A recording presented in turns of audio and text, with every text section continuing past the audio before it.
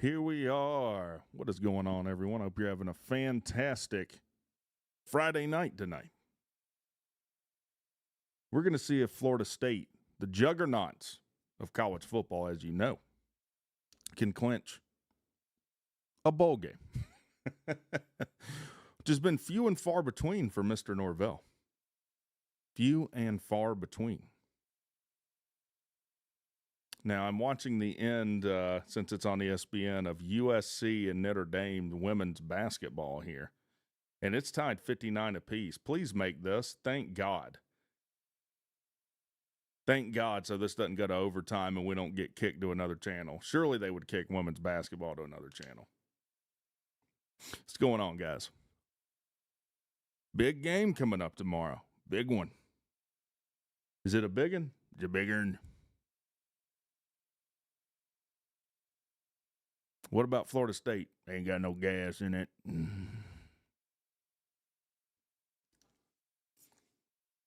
We'll see. I don't even know if Florida State fans want to win this game. They might want to lose it because they're like, oh my God, dude, everyone else is firing their shitty ass coaches. Why can't we? Why can't we fire our shitty ass coach? Guess you don't care about football. I don't know. It's what they accuse Tech of. Tech doesn't care about football. We don't have a coach that's missed a bowl, which going on his fourth year now. Big earn. Yeah, thank God Notre Dame hit this shot. Oh, me. I'm planning on getting to the game around 4:30. Planning on getting to the game around 4:30 tomorrow. See how that works out.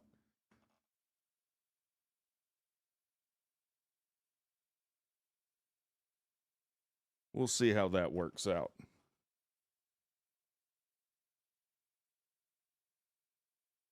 What do you think the odds are on Tech shutting Pitt out tomorrow? 1 in a million?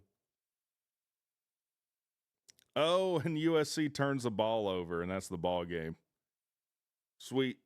Now we don't have to watch that anymore. Now, knowing football, this game will kick off at like 10:15 after. I don't know. How are you guys feeling? How are you guys feeling about this game tomorrow? I'm in a like, you got to show me. You got to show me.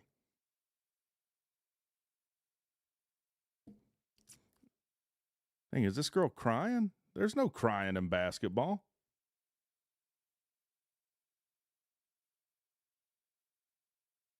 Scared, yeah, a little scared. Tech 38-30, but Pitt has to rally to get there late. Jesus, you think that with like 4 minutes to go in the game, we've held them to like 23 points?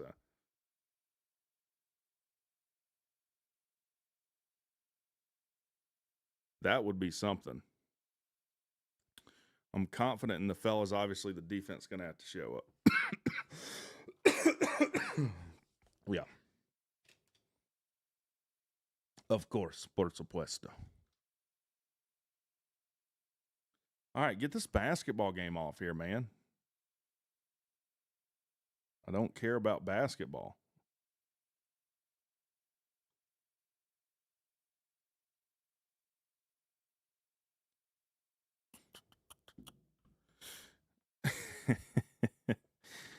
Oh, me. Some people, man.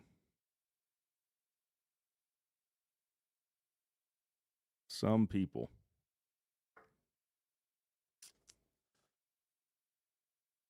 If this was at Pitt, I'd say we lose 42-34. At home, we win 35-31. Okay, I can get down with that.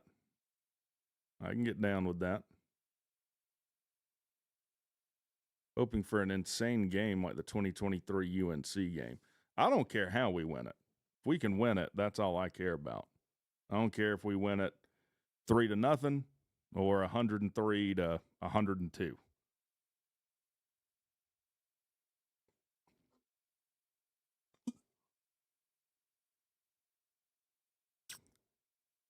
All right, we're believing. We're believing. Speaking of, can anyone tell me why Florida State's a 6.5 point favorite in this Friday night road game? Because that doesn't make sense to me. They might beat the crap out of them, but I don't understand. Like, Florida State lost to Stanford on the road on a Saturday. Why are they 6.5 points on the road at NC State? And they don't even care anyway.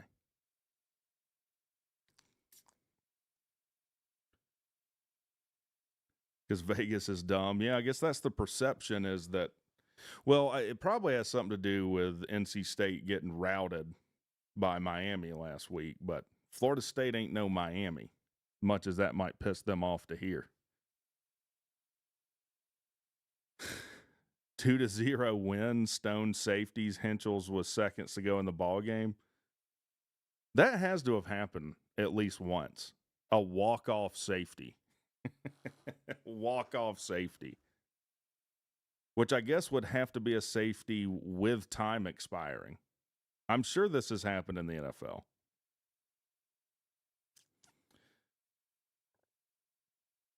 Well, if Haynes King's going to make it to New York, it's going to start tomorrow. Get a win over Pitt and have King put up 400 plus. That would definitely help. Then, he'd have to show out against Georgia probably.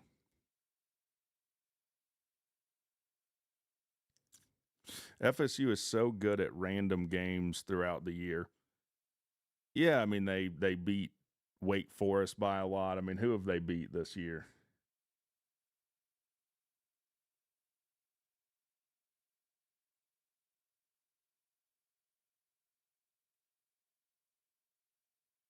They beat Alabama, which is a quality loss for Alabama. If you didn't know, someone on the playoff committee admitted this, that Oregon's loss or Oregon's win over Penn State, they qualify that as a quality win because they qualify the win as if Penn State is still perceived to be what they were when Oregon played them. Is that not insane? I mean, that tells you that these people have zero clue what the hell they're doing. So I'm assuming you can't even do that with Alabama and Florida State, though, because we all knew Florida State was going to be hot doo-doo before the season. So Florida State's beat Alabama somehow, East Texas A&M, Kent State, Wake Forest, and Virginia Tech. Wake Forest, first-year head coach. Virginia Tech fired their coach. So, yeah. I mean, again, I'm saying, what makes you think they should be a 6.5 point favorite? I don't get it.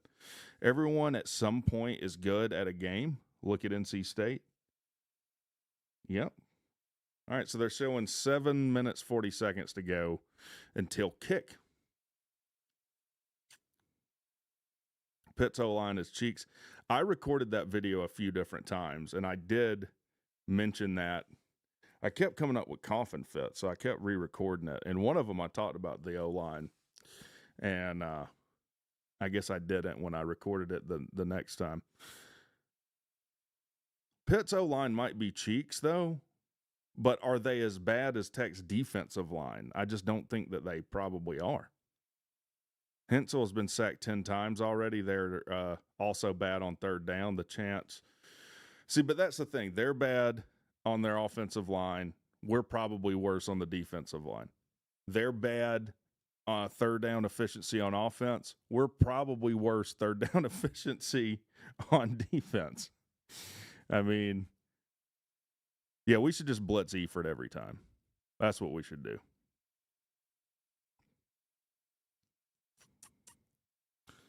Where are my seats tomorrow? They're at 106. So you go into the tunnel out to the stadium. You'll see 105 on your left. You see that sign, and then there's another sign that says 106 on your right. Go through the tunnel, immediate right, look up the stairs. You'll see me right there. About, I don't know, I think it's like row 34. I don't get the ticket, so I don't even remember what they are. I know where to walk to get to my seats. Here comes NC State's mascots out in like a clown car with a Mr. and Mrs. Wolf. Will live tackling in practice this week, will that help them improve at all? I don't know. I have no idea. I hope so. The thing that has me so down about it is how you played after a bye. Like if you play like that after having a full week to prepare, then I don't know what's going to help you. I'm hoping something does though. How big of a threat does Virginia Tech become under Franklin? Probably a big one. I mean, Franklin's won a lot of games. And it's like, oh, well, his record versus the top 10 is cheeks. Yeah, but like half of those games are against Ohio State. So, like, who has a really good record against Ohio State? Not many teams. Not many teams not named Michigan. Yeah, I think like Virginia Tech hiring Franklin probably will be the best hire of the cycle. Darryl has been pushed in every single week. The freshman QB has bailed them a lot. Not saying RDL will dominate, but the chance to disrupt a freshman QB in a road night game is there. No, you're right. Appreciate the $10. You're right. I'd rather have a weak offensive line I'm going against than a strong one, for sure. Yeah, and probably Franklin is going to flip some recruits from Penn State, right? Hensel throws interceptions when he's under pressure or when he's down, when he feels like he's got to make a play. Can we put Hensel in that position? I hope so. Maybe.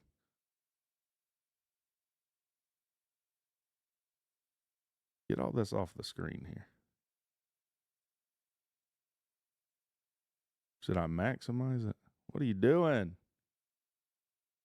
No. We'll do this. Why? I don't know why it's doing this. All right, here comes NC State out on the field. There we go. Here comes NC State. Someone look up how many yards of offense they had against Miami last week, because I don't know that it was – I know it wasn't 300.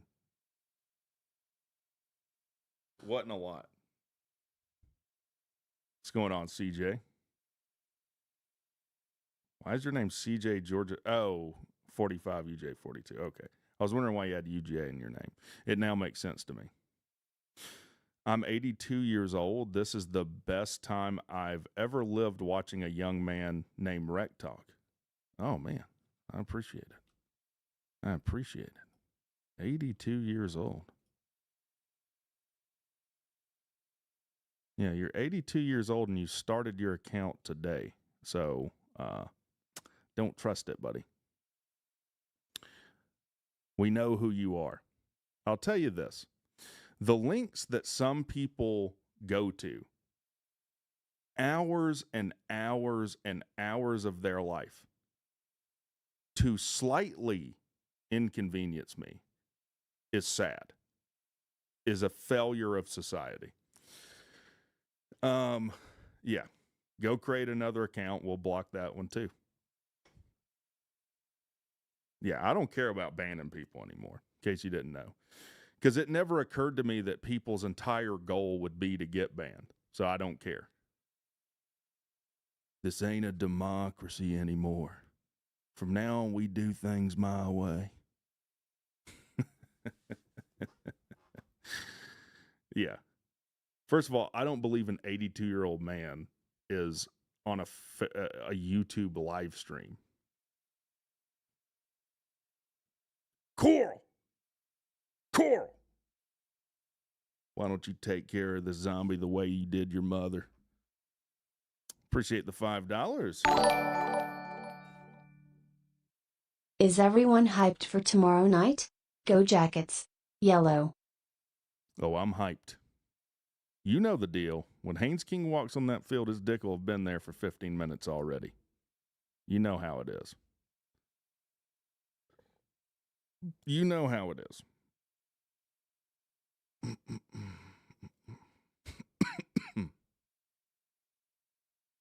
Let's get this game kicked off. Yeah. I'm 53 watching your live stream, almost 80. Yeah. 53 is the new 33. That's what I've heard. That's what I hear.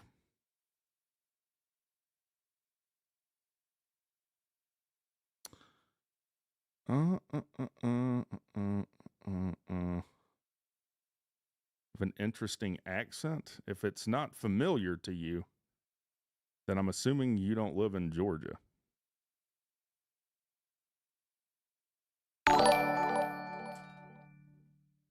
SR ceremony is at 6:30.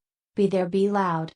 Senior ceremony, yes, 30 minutes before the game. Evidently, there's going to be a large fireworks show in between the third and fourth quarter, if I remember right. Also, what is accent and ethnicity are completely different things. What are you talking about?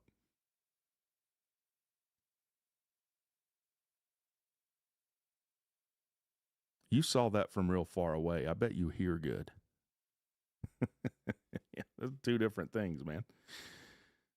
My mom went to Georgia. I grew up watching and going to Georgia Tech.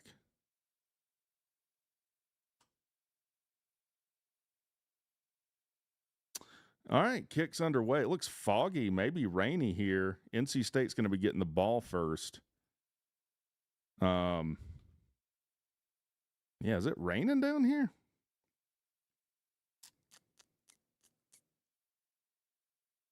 Is there who Hollywood Smothers? Is that guy in here? Isn't that his name? Is he back for them? Yeah, it is fireworks. I'm Hispanic, but have lived here my whole life. Oh, so you're like Hispanic with a redneck accent? People look at you funny. 1st and 10 here for NC State. Back to throw. Ton of time. Just dumps this ball off for maybe 2 yards. It's going to be 2nd and about 8 here for NC State.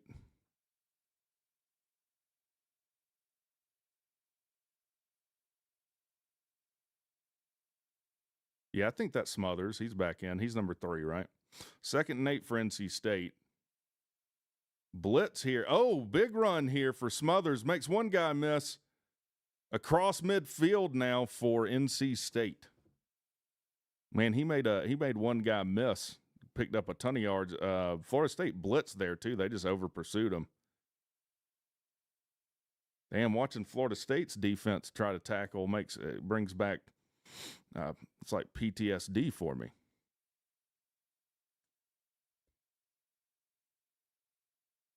All right, 1st and 10 across midfield for NC State now. Back to throw. Dumps it off to Smothers, and he's 8 up for a loss, a 3 or 4 yard loss. Nothing going. Nothing going.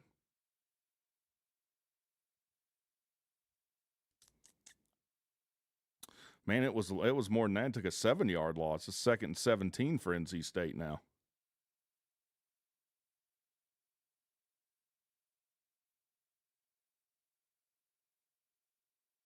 CJ Bailey looks confused. Toss sweep to number 4. Makes gets off one tackle. He'll pick up about 5 or 6. So it's going to be what, 3rd and 12 or so? Come on, NC State. What are you doing? Now, Florida State really needs to win this game to make a bowl.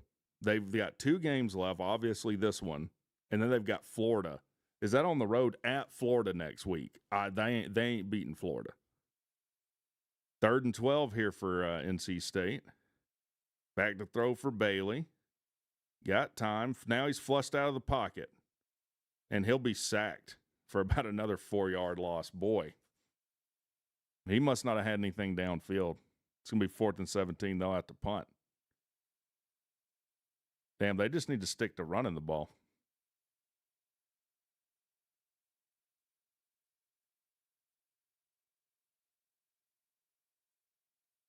That weren't no good. All right. Yeah, he does. Yeah, that's a touchdown if he's playing against our defense for sure. So they'll punt from their own 46 here, NC State. Punts away. It's going to be fielded fair caught on the 10. All right, so Florida State will take over on their own 10 here. They're showing old Castapoo here. Yeah, Castanala, what is his name? Castellanos. He's thrown up some prayers that have worked for him. There's another one.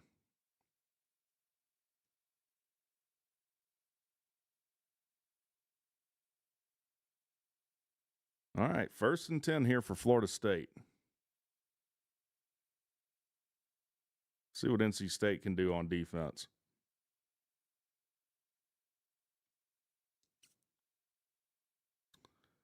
Play action, back to throw for Castellanos. Throws a deep ball. Great coverage there by number 6. Castellanos threw a really good ball to Robinson there. It was just better coverage. Got his hand in there and jarred the ball out. Is that what coverage looks like? Damn. I hadn't seen that in a minute.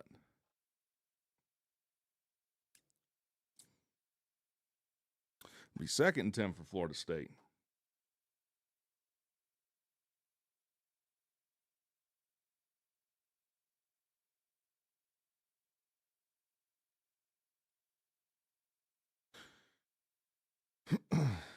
All right, back to throw for Castellanos. Rolls out of the pocket, throws complete. 1st down, Florida State. Pick up about, 18 there?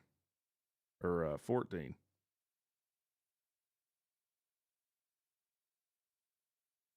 Easy pitch and catch for Florida State. They're going to hurry it up here, too. A lot of motion. Handoff off tackle. Got some room. Pick up about 3 yards. So it'll be 2nd and 7. You think Florida State beats Florida and Clemson beats South Carolina? Well, Clemson beating South Carolina is far more likely. I mean, Florida's got a hell of a defense. All right, 2nd and 7 here for Florida State. Another handoff. They'll pick up a few. It'll be about 3rd and 3 or 3rd and 4 here. They'll see if NC State can get off the field.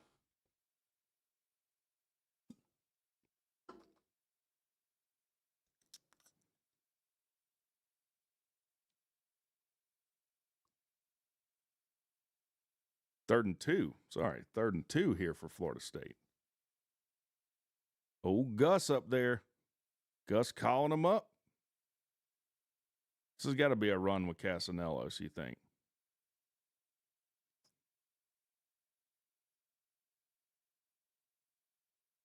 No, it's a run up the middle, and they'll get it and then some.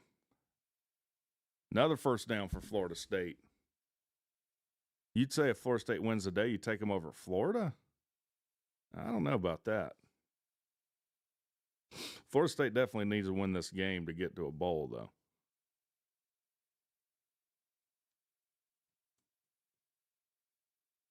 All right, so 9:30 to go in this 1st quarter here.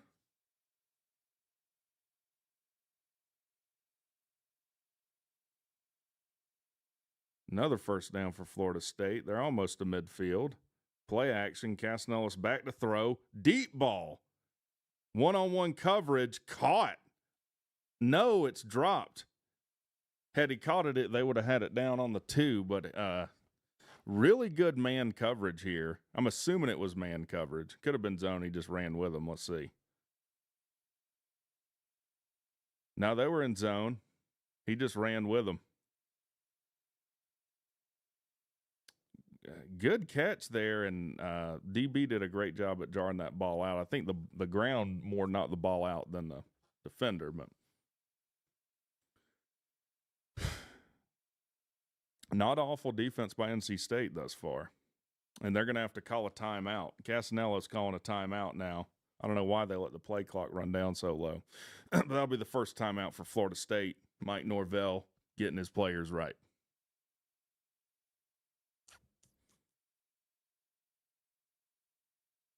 Who do we open up with Tennessee next year? Who does Tech open up with next year?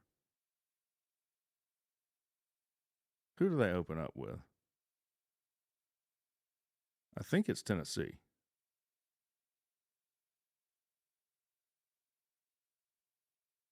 Colorado. Well, we've already ruined Colorado. Because what I'm thinking is, like, the two teams that we've opened up with the past 2 years have taken monumental dives. One of which is the sport has never seen the likes of. But yeah, I don't think that Dion will even be the coach at Colorado when we open up with him next year. I think he's going to step down at the end of the year. Do they have great players? I wouldn't say Florida State has great players. They have talented players. Great players are winners. Great players win. Their players don't do that.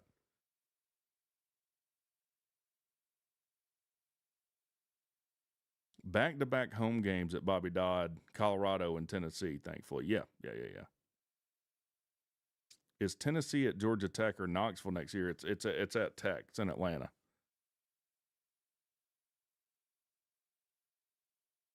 Oh, and Tennessee's going to be a night game. That'll be a good one.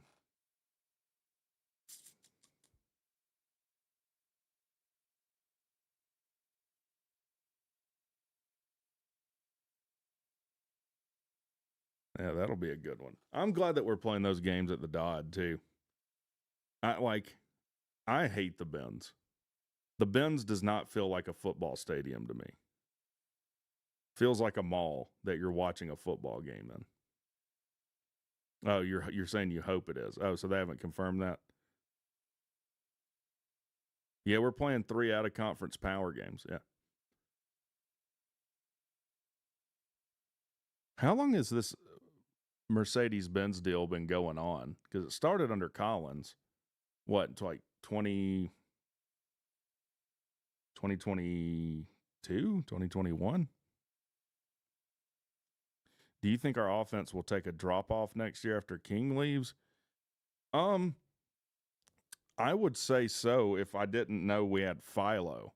And, like, people are assuming, well, Philo isn't as good as King. You're going to see some kind of drop-off. But the offense is going to be different under Philo. You know, assuming that, like, Buster doesn't leave and then Philo's still there, which is a lot to assume. I think Philo will stay. I don't know about Buster. But they're going to call a different style of offense with Philo.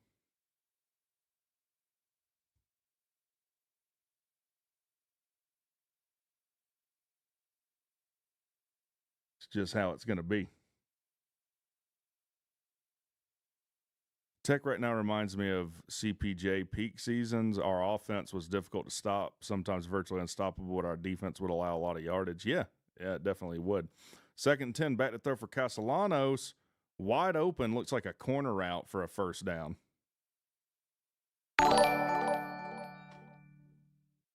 On top of that, they announced the student section for COF. GT student section is in the nosebleeds while Luga gets to be in the end zone. Appreciate the $5. So I did see that we're in the nosebleeds. I didn't see that UGA gets to be in the end zone. That's complete and utter horseshit, though. That's bullshit. Why? Why is that the case? Bunch of entitled bitches they are. Yeah. One more reason why playing at Mercedes-Benz is a load of horseshit. Who cares if they had to pay more for tickets? We weren't even given the option. 2nd and 9 after a run here. Empty set for Castellanos. Back to throw. Steps up. Deep ball. Intercepted. Coming back here. All the way down to the 27. Castellanos throws a pick. Florida State's complete dog shit.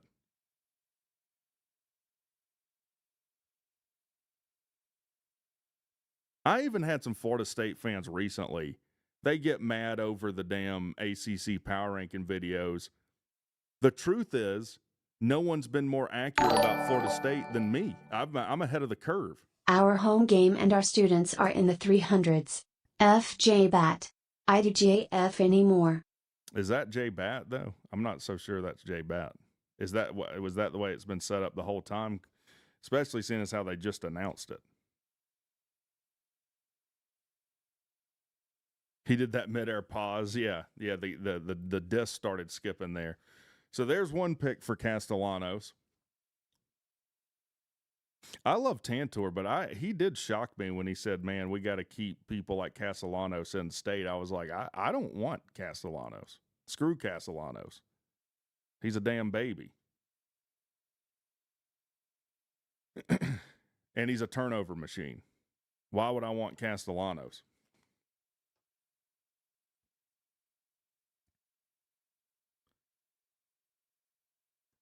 All right. I think I need to do a video or a short just on where I'm sitting. I'm in 106. So come through the tunnel to the field, see the sign for 105 on your left, 106 on your right. Come through, immediate right, look up the stairs. I'll be right there. I'll be right there, baby.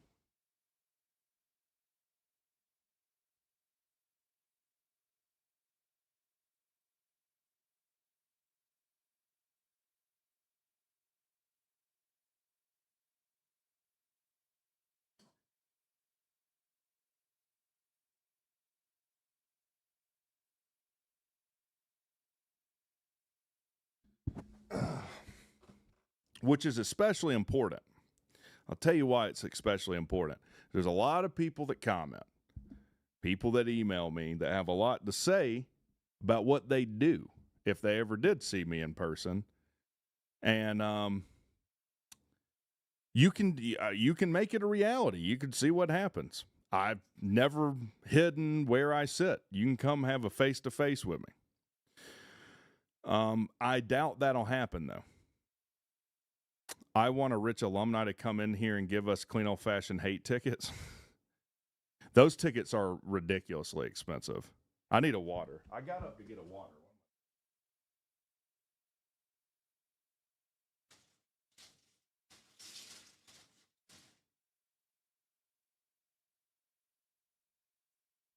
Honestly, like, I defended our decision to play this game in the Dodd for money reasons, but I'm kind of going back on that now. Like,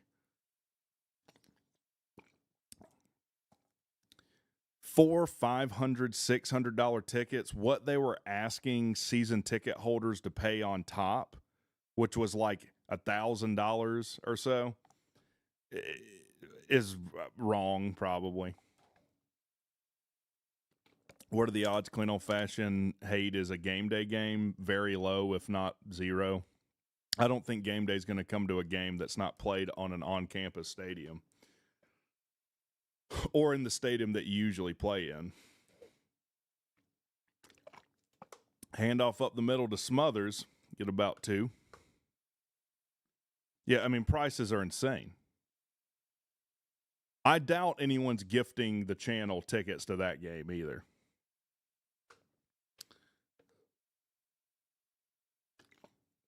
That's right. It's on Friday, too. They're not going to come on a Friday.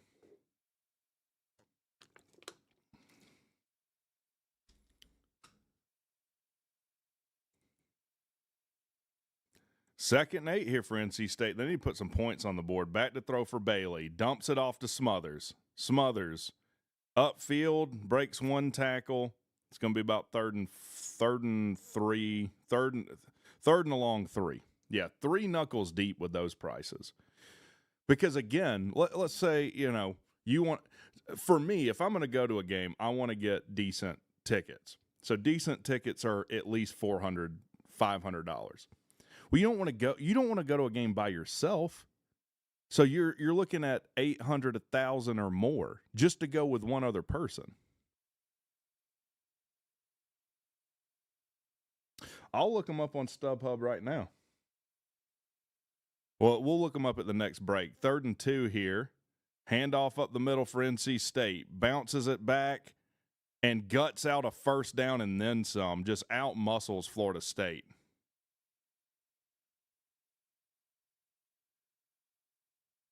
See, Andrew here says, I have tickets in the 4th to last row in the 300s, which is, I'm assuming, about as far away from the field as you can be.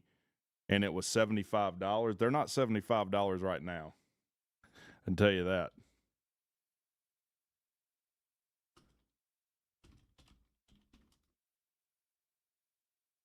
They've done game day at the Benz. It was Alabama UGA. Okay. Yeah, well, they ain't coming here. They ain't coming to the Benz for Georgia Tech. Another handoff to Smothers. Pretty good pickup of 4 yards. All right, let's just look on SeatGeek at what they are. The game is sold out. Pitt game sold out. Georgia Tech sold out.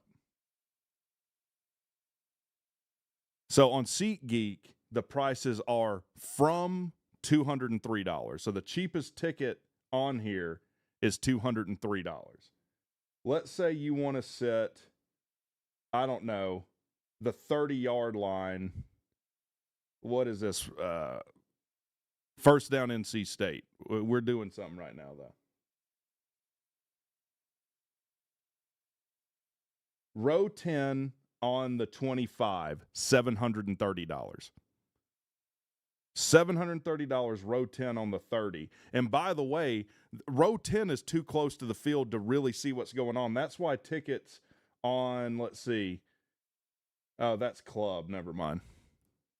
If I'm going to spend $700, I'd rather just spend almost $1,000 and get club seats, be honest with you, if I'm already spending hundreds of dollars. Play action, throw up the seam, first down NC State.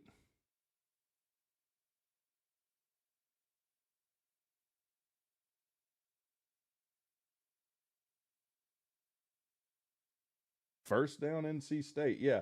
I mean, all the way almost at the very back, 250. 366. I mean, and there's only like 8 rows behind you. It's crazy. I have no idea what's been sold. Another run with Smothers. He'll pick up about 2. It's not like they ask you when you buy a ticket from SeatGeek if you're a Georgia or Georgia Tech fan, so we won't really know until the game's played. I think the Ben holds a little under 80,000. Let's see.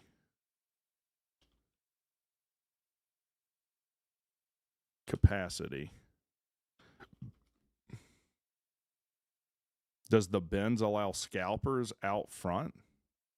Yeah, I'm sure they do. Little quarterback power here with Bailey. He'll make it about 3rd and 3. The max capacity is around 75,000 for the Benz. It can be expanded to 75,000. I don't see how you would keep a scalper from scalping tickets, though.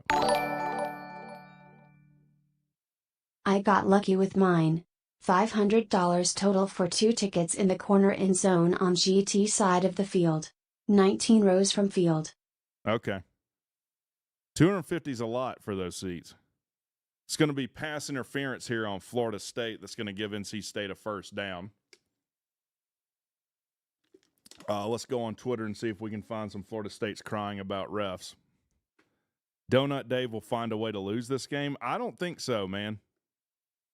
I got NC State all day here. I'm not. In fact, I won't say that they'll necessarily win. I don't think Florida State covers 6.5 points right in this game, though.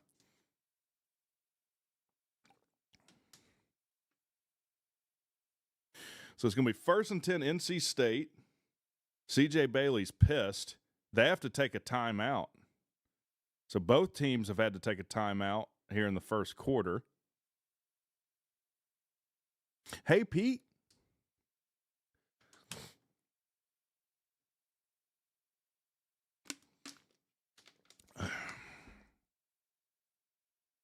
But yeah, the Benz holds about 75,000 at max capacity.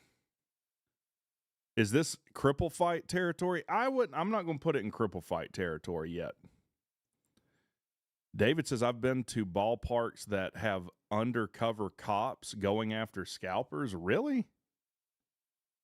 Is that really what we need to be tasking law enforcement with in Atlanta?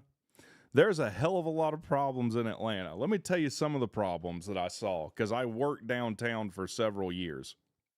I worked right across from the Fox, and then I worked right beside the Ritz-Carlton in Atlanta at 191 Peachtree. And more than once, I saw human dookie shit on the sidewalk. One of my coworkers saw two men bumping fuzz in the parking lot, which, fine, don't do this in public, though. I'm just saying scalpers way down the list of things that need APD's attention. Also, a woman was stabbed like 50 something times in Centennial Olympic Park. And her dog was stabbed to death some years ago. That might need some attention. In fact, I don't even think they ever caught who stabbed that woman and her dog to death. Was it Centennial Olympic Park? It was one of them.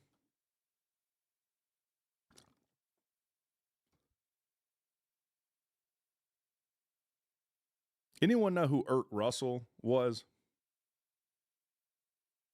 Anyone know about old Irk Russell? He had a saying. It was Piedmont Park. Okay.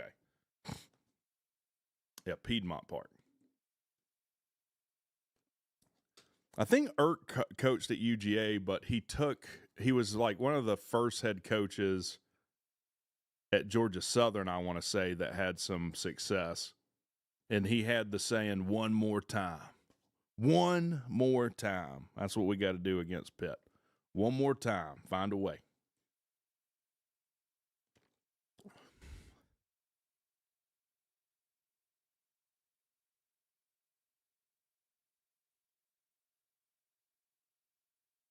Let's see what the Pitt tickets are going for right now. They're from 108. Okay, Mike definitely knows who Irk Russell was, yeah. I don't know why you don't carry... I don't know why you don't carry walking around Atlanta every day. I still don't know what you're saying. I don't know why you don't carry walking around Atlanta every day.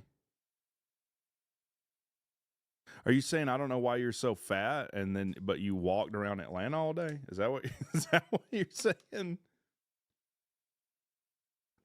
Oh, concealed carry. Yeah, you know how I roll, dude. I was never going to figure that out.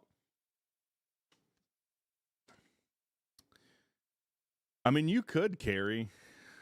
Sure. In fact, I had my truck broken into when I worked down there, and that's what they're looking for, cash and guns. Throw to the end zone for NC State. Touchdown, NC State. Big Scheme Pete cries a little bit. Speaking of pew pew, CJ Bailey fired one right there in the end zone to make this 6-0.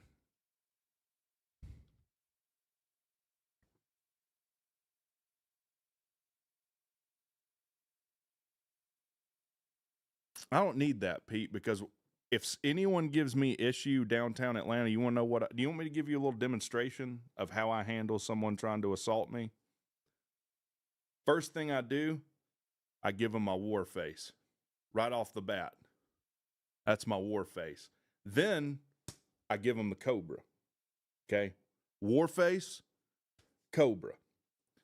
What the cobra does is you can blind your opponent with the finger poke, a la Three Stooges, or right there in the neck, now they can't breathe. And if I know anything about fighting, which I don't,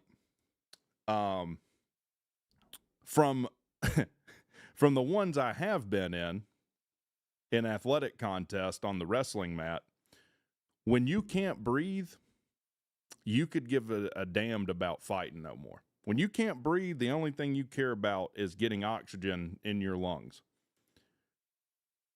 I give up real quick when I can't breathe.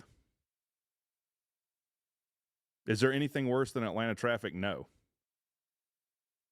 Santino Marella he didn't do this. He had the Cobra sock that he'd like stick in your mouth.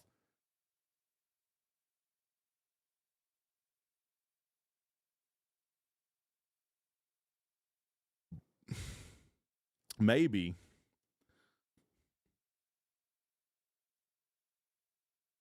All right, short kickoff here. Florida State's going to return it. Hell, they don't even get back to the 20, though. Downtown Atlanta is getting cleaned up, too, not to mention Georgia Tech is expanding into Bankhead.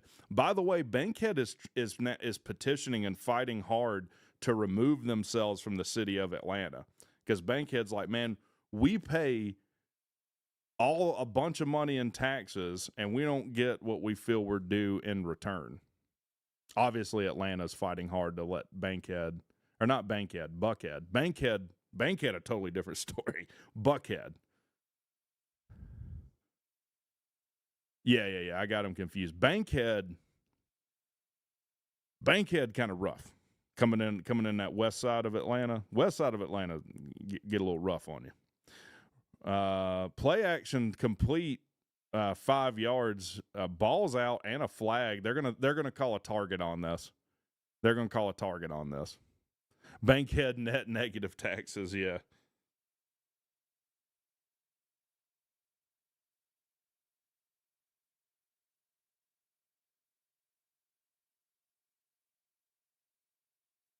Yep, targeting.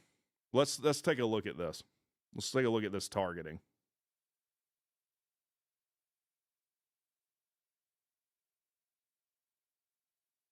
Yeah, that's probably going to be targeting.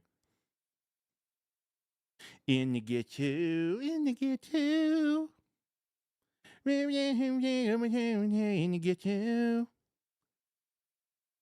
Oh, they didn't miss the extra point. I just forgot to update the score.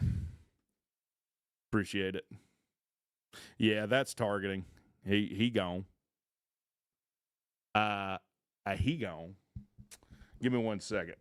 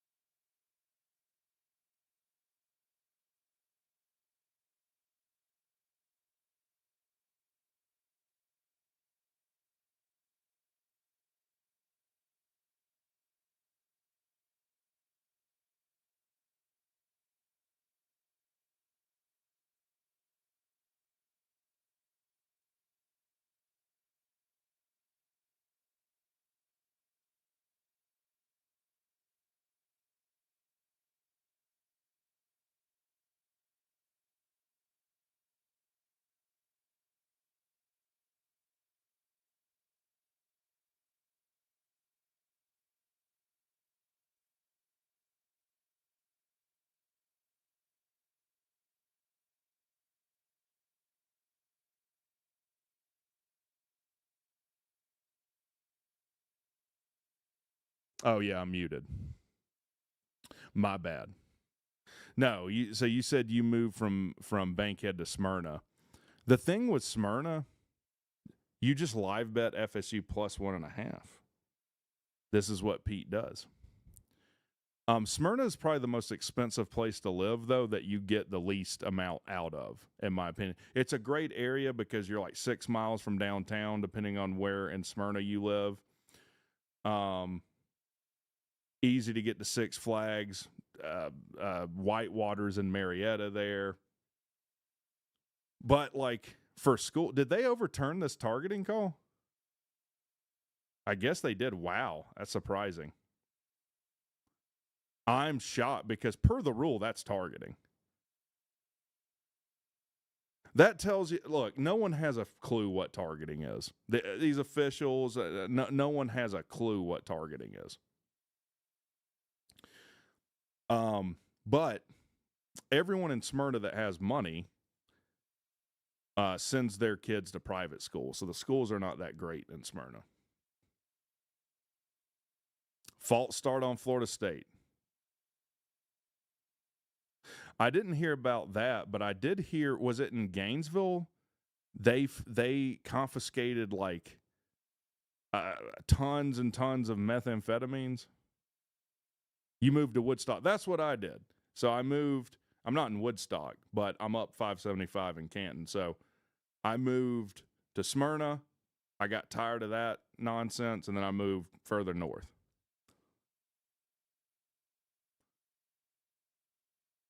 All right. Castellanos takes off running. Almost picks up a first down. You got folks in Holly Springs. Okay. Exit 14 there.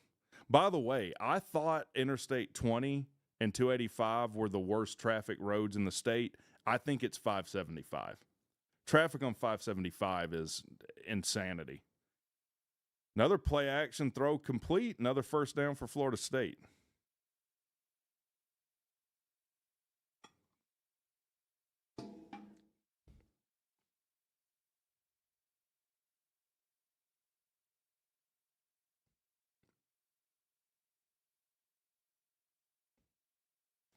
First and 10, Florida State on their own 40. Minute 26 to go in the first. Back to throw. Has time. Steps up, takes off running, slides down. I hate these slides these quarterbacks do at the last second. There'll be a first down Florida State, though. Well, I've driven on all of them consistent. Like, again, I worked downtown, so I know all about 75, 85, 285.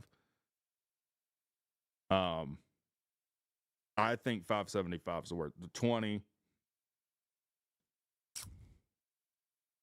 Most everyone in Cobb, Gwinnett originally lived in DeKalb and Fulton and left for the country in the 70s and 80s. It's not so country anymore as more apartments and townhomes are now being constructed. Yeah, they're trying to construct a bunch of apartments in Smyrna, and Cobb County's throwing a fit over the school board is, which I know why, right? We all know why.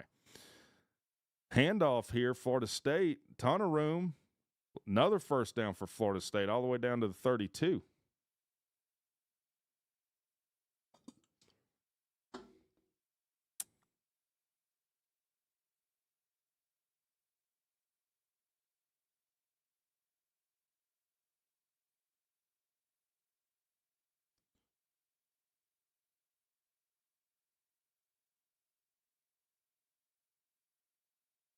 Single-family homes are a thing of the past. Well, they've become unaffordable for the majority of people is the problem.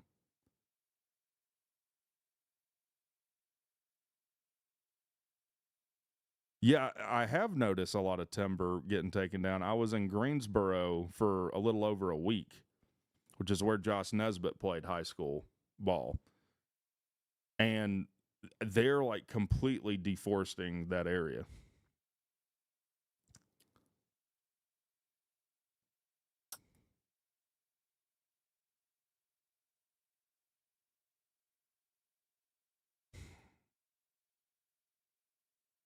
Depends on whether or not you can ask that question. Yeah, you can ask a tactics question if you want, Josh.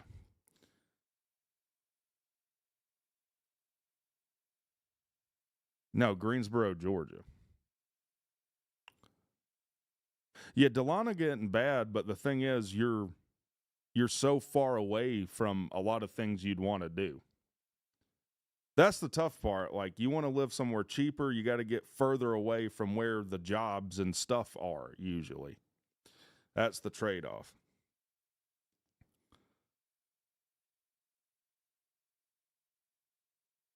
You would be sad to see Barrow County 2 wreck more. Oh, I'm up there all the time. Well, not all the time, but fairly consistently. I mean, it's unrecognizable. I mean, you can't get through downtown Winder at 5 o'clock anymore. I think they're building the bypass. But basically from Athens down 316 to Atlanta is they're just building.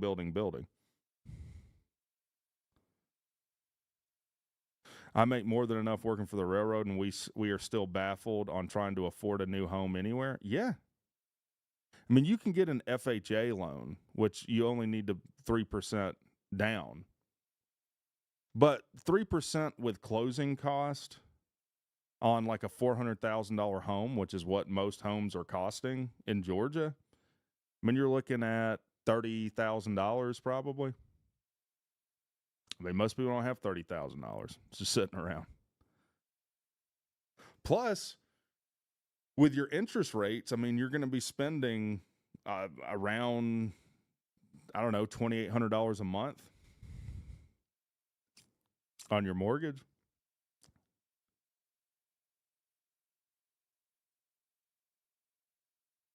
I was born in Piedmont Hospital, lived in Meredith since I was 1, ended up in Ackworth.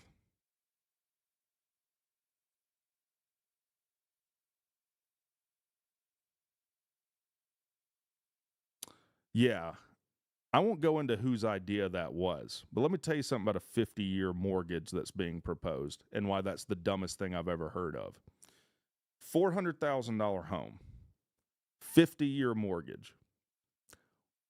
How much does that lessen your monthly payment? Does anyone want to guess? On like a standard interest rate. I'm not talking about some VA loan or anything like that. Appreciate the $2. Just call me Sneeze because my gee's in tight. $200 is correct.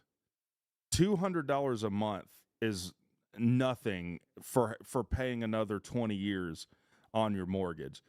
So you would end up spending over $1 million in interest on a $400,000 home. So you'd basically buy a home for $400,000 on a 50-year loan, and then by the time you made your last payment when you're 120, you will have spent $1.4 million. Who does that benefit? Does that benefit the average person? Or does that benefit all these, I don't know, affluent assholes? I'll have to get back to you on that.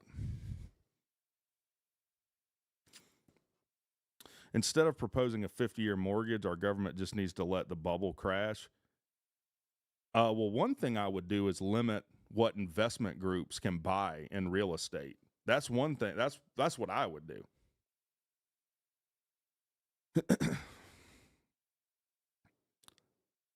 Second and 10. Little swing pass here for Florida State. There's a reason I named my dog Teddy. Because my favorite president in American history is Teddy Roosevelt. Theodore Roosevelt. What was he big into?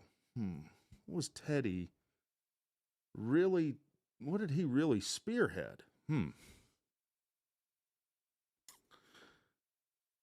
Republican, by the way. 3rd and 5 here for Florida State.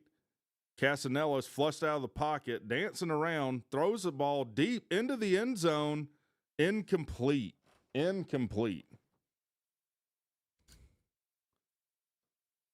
He was in the national parks, yes.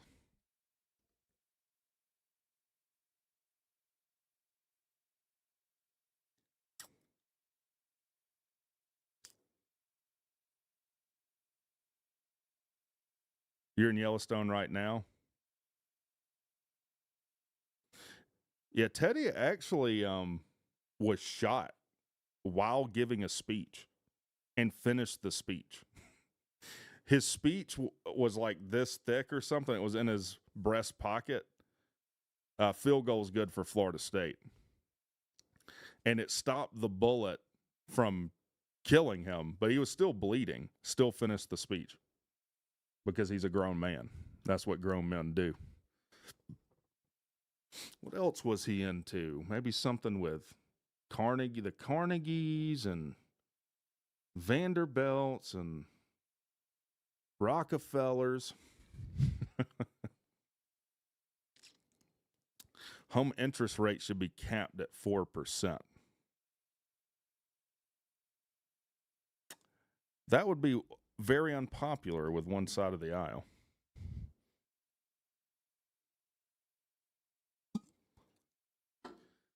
I mean, you got to do something. All I know is that you can't allow a handful of people to own 90% of the real estate in the country. Whether you think, like, set morality aside, that's not sustainable economically, just not sustainable. So whatever your solution is has to run that back the other way.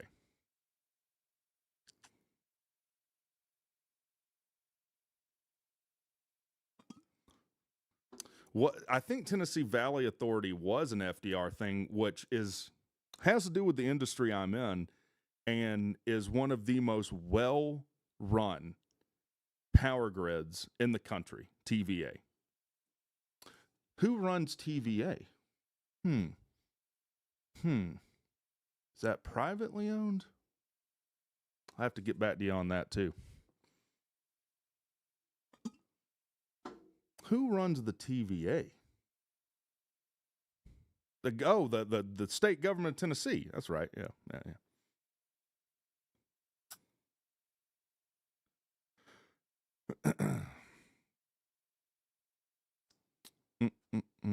You know how the late night streams go. Don't give me that shit. Don't give me that. We solve the world's problems right here.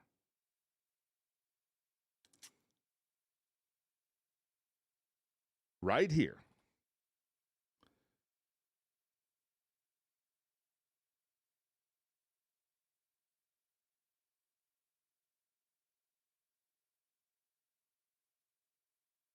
Teddy brought the Ford pass to football.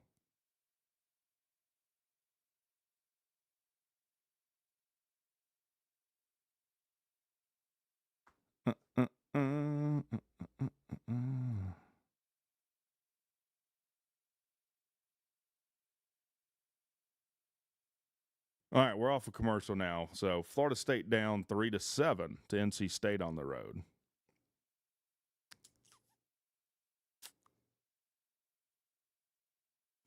County co-ops are fantastic. They also wouldn't exist without regulation. I can't speak for how every state runs because I don't live in those states or I haven't done work in those states. But that's also federally mandated usually, that you have to have basically whoever I don't know if it's Duke Energy where you are is the main carrier provider. You have to force them to sell power to co-ops or it wouldn't happen.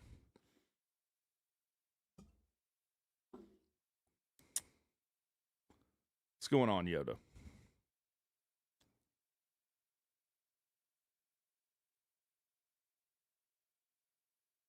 So we got Missouri at Oklahoma tomorrow, Arkansas at Texas. Have I ever worked in anything related to nuclear? I have. I have. And that's all I can tell you.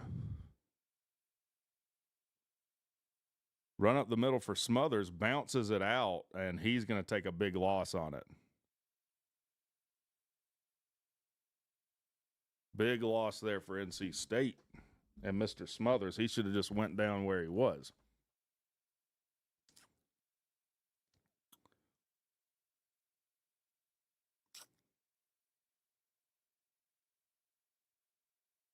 I'd be interested to know who your co-op is. Maybe you can text me.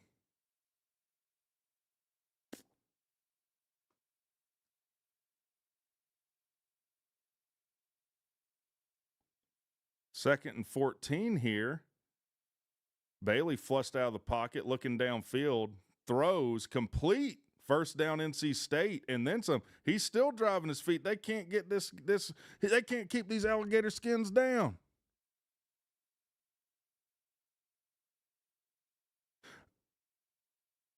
Berkeley County Co-op.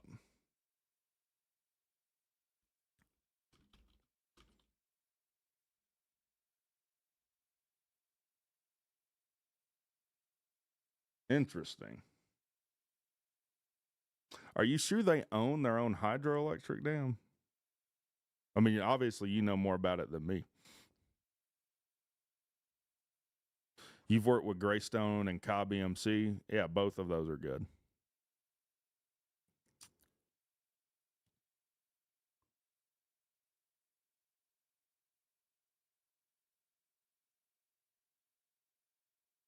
All right, 2nd and 9 here for NC State. I'm going to start paying more attention to this now. It's also the second quarter because I'm not paying attention. I'm too broke. Run up the middle for Smothers for a pretty good gain. It's going to be what, third and 4 or 5. Okay.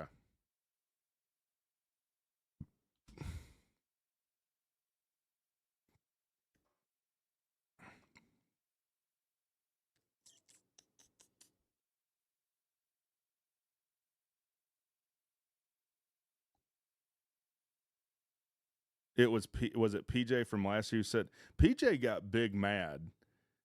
Again, that's something I called. Go back and look at the preview I did for that Syracuse game. I was like, I don't know, guys. I think these guys are pretty good. Oh man, sacked.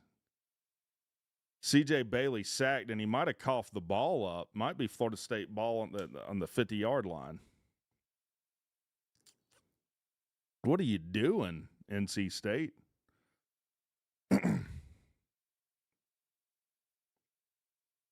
Yeah, they're pointing Florida State ball. How in the world did we let NC State run like, what did Nick Saban say? Shit through a tin can or a tin horn? I just remember watching like the games that Syracuse played last year, and I was like, man, these are really good routes. Kyle McCord looks really good to me.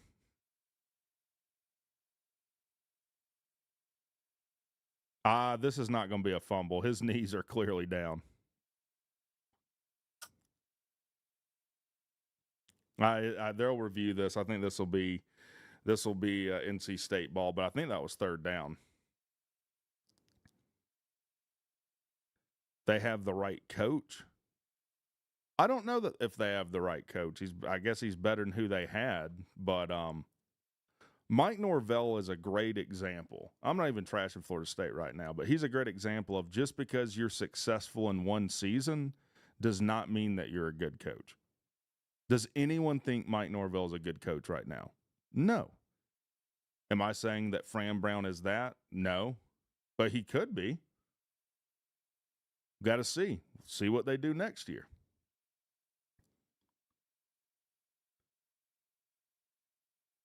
Yeah, the background projector. By the way, we're close to my 90-day period of having a strike on my channel running out. It'll be right after the Georgia game, I think.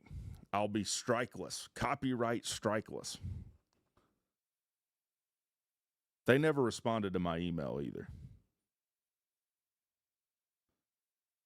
We honestly don't know if that's Brent Key yet. Well, Brent Key has yet to have a season anything like some of the ones Norvell's had, though. He hasn't gone 2-10. He hasn't missed a bowl three times in 5 years, and possibly 4 times in 6. So I mean, I would be far from putting Key in the camp of he could be Norvell. The reason I say that about Brown is because he is having Syracuse is one of the worst teams in the conference right now. They're one of the worst teams in the country.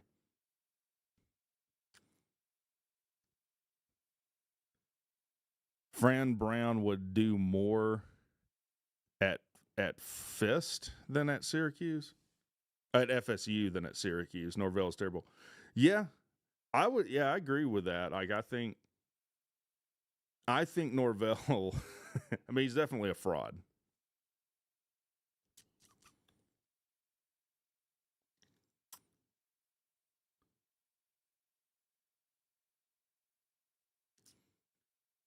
So luckily, they'll get the ball back to punt here, so they won't give the ball back to Florida State with great field position at midfield.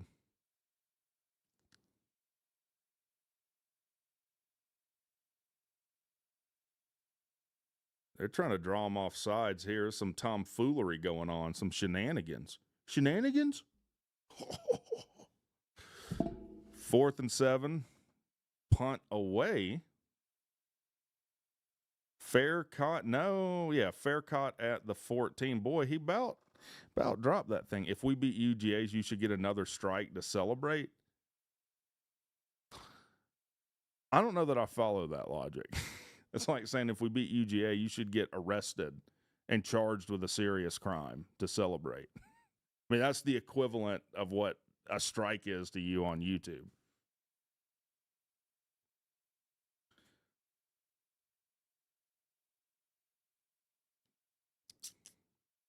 That's a quarterback problem, I thought. Well, Norvell's had a quarterback problem most of his time there. I mean, he had Jordan Travis that was really good. Something Lou brought up, like he didn't recruit Jordan Travis. Jordan Travis, I think, came from Louisville. He's never recruited a quarterback that's been worth a darn. And then they might say, well, you didn't recruit Haynes King. True. The thing is, and I don't know what the perception of Jordan Travis was, everyone thought Haynes King was going to be awful when he came to Georgia Tech. Did anyone that wasn't a Georgia Tech fan think that Haynes King would even be an average quarterback at Georgia Tech? No, they didn't. Let alone have an outside shot to go to New York in November. No one thought that.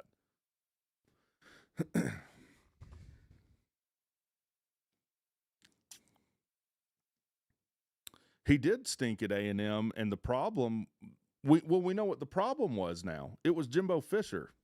Again, this holding the ball up way here and having this weird three-hitch throwing motion he didn't have that in high school. Go back and watch Haynes King in high school and then watch him when he was at A&M. They coached him to throw that way. Georgia Tech's currently ranked 50th in this year's recruiting class. How's that possible? Well, it's embarrassing. It's really why I'm mad at Blake Gideon right now, too, our DC, because we brought him in from Texas. A big part of that was, well, if he can recruit at Texas in the SEC, certainly he can come into Tech and recruit. Haven't seen it. I think Tech has gone after some really high-profile recruits and missed on most of them. We've got some big recruits coming in this weekend, and the rose-colored glasses of a Tech fan look at that as, oh, we're about to hit on some guys going down the stretch. Or the even more rose-colored glasses take is, this was all part of the plan. There's no way that you'd want to be 50th in recruiting late in November. So we've got some work to do. Right now, I would take like a 30th ranked recruiting class.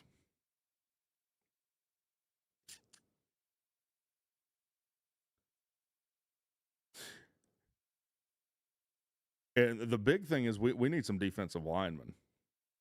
And I would like to recruit some. King was on an ACC huddle with Jimbo singing his praises, and Haynes is just sitting there awkwardly. Yeah, I mean, Jimbo Fisher, no one wants that guy right now. How long has he been sitting on his rear? Since he was fired? Like 7 years or something? 1st and 10 here for Florida State. Running back bounces it outside. Nothing going, though. Maybe a yard.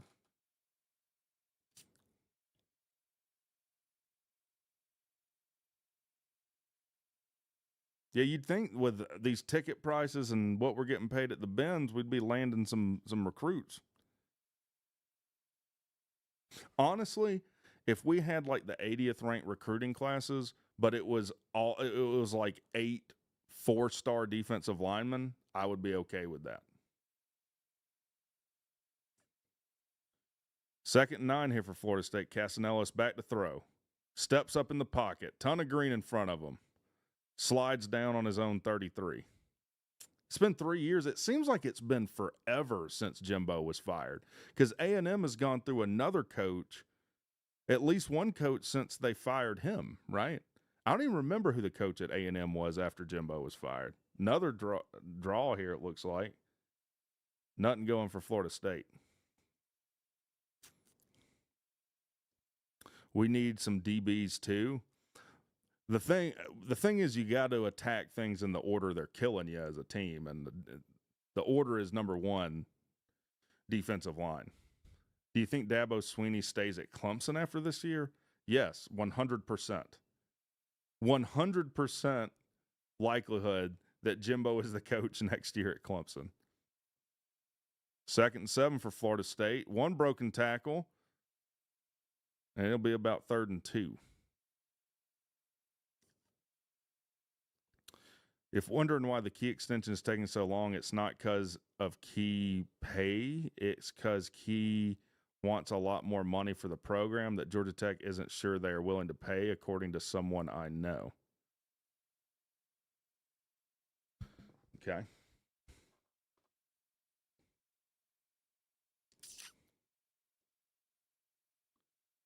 Third and 2.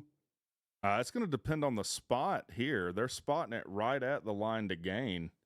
They'll probably go for it if they don't get it, though. You thought A&M grabbed Elko after Fisher? No, Elko was at Duke.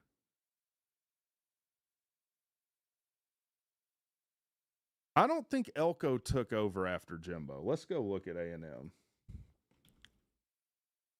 Maybe I'm wrong. I've been wrong about simpler things.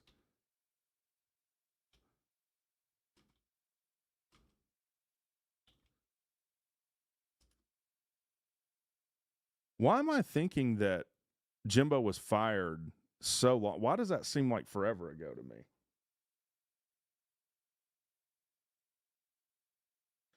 No. Oh, okay. Elijah Robinson was the interim for what? 1 game? No. 3 games, and then Elko took over. That's right. Because Elko was the coach last year. I don't know why that's that's throwing me off mentally. To me, it feels like Jimbo was fired 20 years ago. Part of that is because he coaches like someone who last coached 20 years ago. In my defense. It would be poetic if Georgia Tech gets seeded against A&M in the playoffs. Man. Only if we won. It wouldn't be poetic if we got donkey stomped, which would likely happen. And it would only be poetic if Jimbo was coaching them too. Like, I don't have anything against A&M. I mean, they do weird stuff, but I do weird stuff. I don't pretend to be in the military, but what is the name? That's stolen valor. Isn't that what that's called? There's few things worse you can be accused of than stolen valor. There's entire compilations on YouTube of people pretending to be something they're not.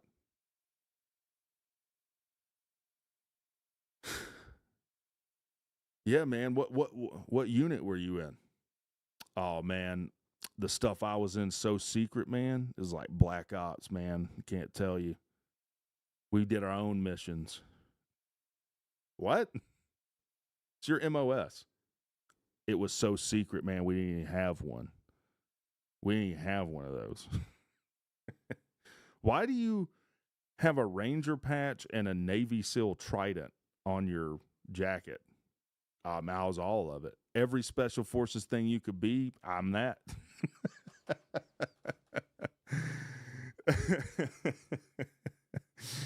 Yeah. Some stolen valor attempts were hilarious. Yeah, just like the crazy thing with stolen valor is the military pretty much accepts anybody. Like, just sign up. Just sign up, enlist. It's not difficult.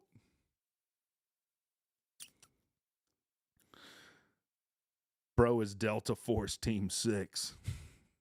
I like the YouTube vids where guys pretend to be cops. Those are great. Who does that? Pretending to be a cop makes way more sense to me as far as doing nefarious things.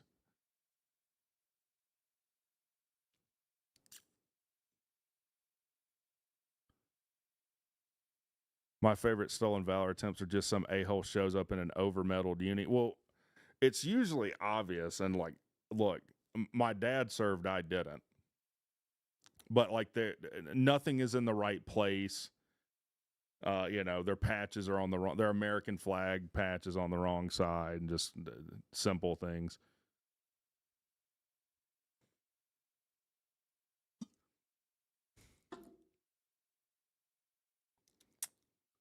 Well, some of them actually do it to try and get like military discounts, which there's a special place in hell for those people.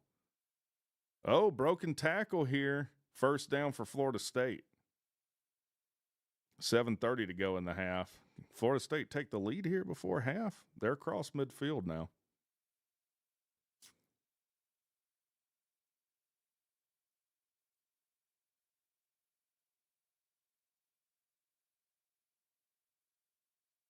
You could see King graduating and serving our country after graduation. Dang. What would he be? What branch would King go into?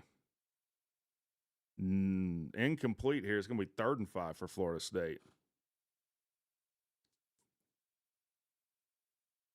Would he be a frog man? I was a frog man. Ranger all the way for King. Yeah, he could make it through mountain phase for sure. Infantry, does he like? Yeah, whatever's the most difficult, non-glorious job is what King would take. King would be the commander. He would commander in chief. He'd be president. I'd vote for Haynes King for president. Some of the fake cops actually pull people over and harass them. Then when the real cops show up, they still act like they are real police. Man, am I glad you guys are here, my fellow co-workers. We're all buying this. Sir, you have a cop outfit on from Party City. You're not a cop. Nah, man, this is a Fulton County badge. I don't know what to tell you. It's a pretty serious crime, too. I think, like impersonating a police officer. That's got to be a felony, doesn't it?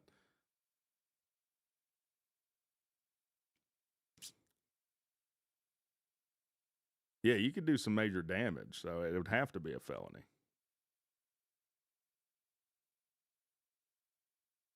All right, come on, Dave Dorans. 3rd and 5 here for Florida State. Empty set for Casanellos. He takes off running. He doesn't get it. He's going to be about 3 yards short. They did like a fake jet sweep. Casanellos took off running. Didn't get it. Jeff Collins did impersonate a head coach. He did. Every program he goes to, no matter the role, gets bodied.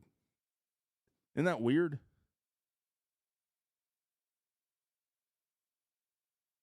Fourth and 3, empty set with Casanellos, 5 wide receivers. They're going to go for this. This has got to be Casanellos taking off running. Got to be. Nope, backs up to throw. Got ton of time in the pocket. Now he takes off running, and he will pick up the first down, almost to the 30. Would I buy the Steam machine? What is I saw y'all talking about that in the Discord. What is that? Is it a desktop Steam computer? Casanellos danced around the pocket again, takes off running again.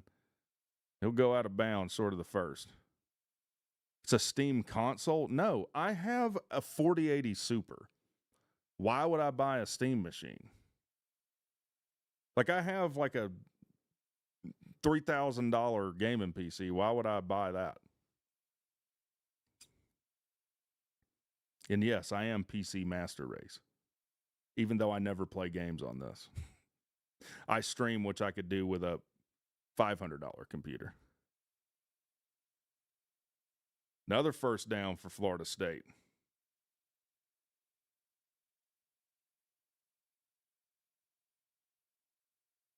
I'm running a 5090 and still thinking about it. So you spent over $2,000 on just your graphics card, huh? You have a 5090? What are you doing? Do you want to spend another $1,500 to get about 3 frames a second more in your games? See Joe. Yeah, I'm running. Yeah, you can't run dual 5090s. I don't even think SLI is a thing anymore, or Crossfire if you're an AMD guy. Come on, dude. Your friend did not just gift you a $2,300 graphics card. The hell out of here.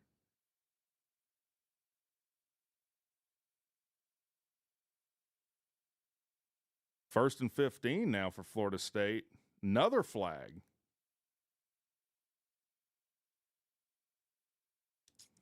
Another false start.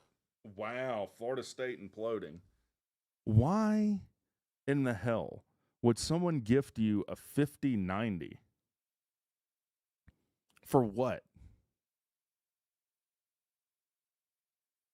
Did you have to jerk him off later? How did this work?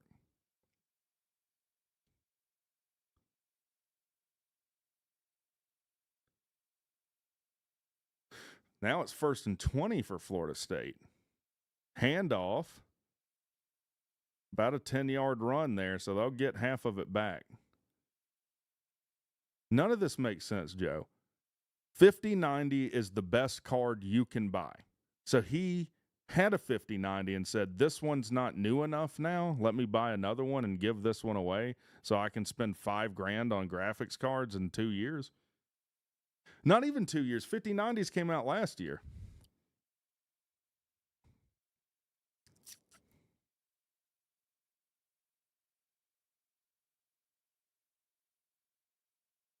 You had to have something on them. I just gave my friend a brand new Corvette, or I gave him a Corvette because I wanted one that was the same car, just a few months newer. His dad bought it? What? Well, his dad's an idiot. His dad's a straight up idiot.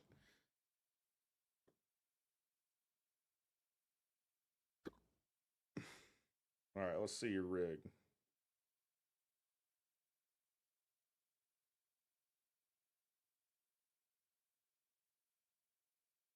So you take a picture of your rig, but I can't see the number on the side of the graphics card. What are you doing? Got some water cooling. Man's got it white and the LCD screen on the front. With, I'm guessing, is that a Kraken water cooler? Another flag for Florida State. Oh my God, delay a game.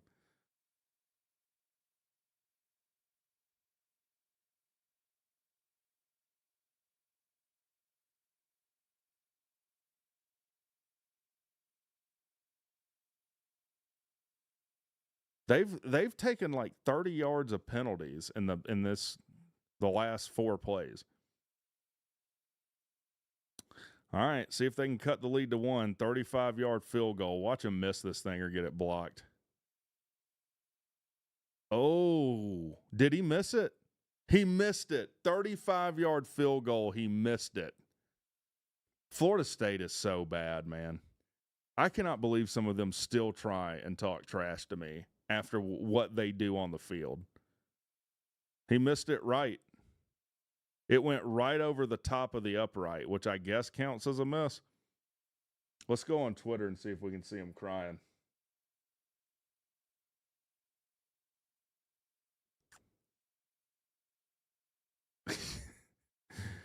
Jeez Louise, man.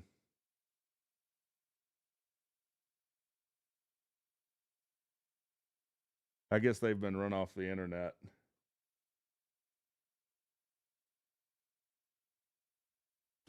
So NC State will take over here.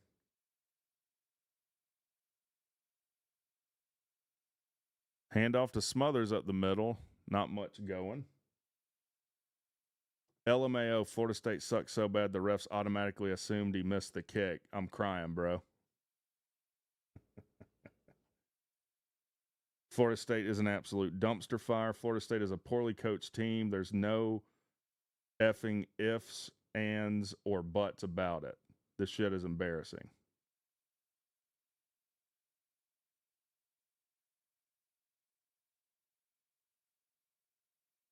Norvell has to tighten up on the mental errors. He's not going to do that. 2nd and 8 here for NC State. Another handoff to Smothers. 2 broke tackles, and he'll cut it down to 3rd and 2 here.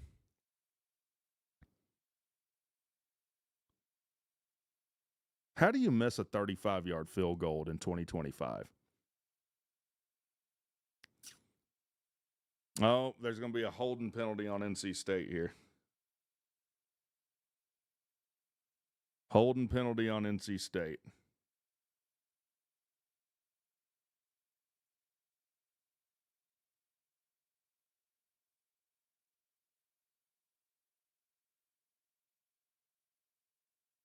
Well, it's not that Florida State has no kicker. They don't have a coach. You know, at times they don't have a defense. At times they don't have a quarterback. Do you think that Jimbo Fisher could get hired at FSU after Norvell gets fired? No. He said he would take the job, but they'd be more. They ran him out of town the last time, and then he got paid the highest buyout in college football history. Why would you sign up for round 2 of that? 2nd and 15, now another handoff to Smothers, and they're just keying on him. Florida State's just begging NC State to throw the ball. It's going to be 3rd and 13 going into the 2-minute timeout, and I got to pee. I'll be right back.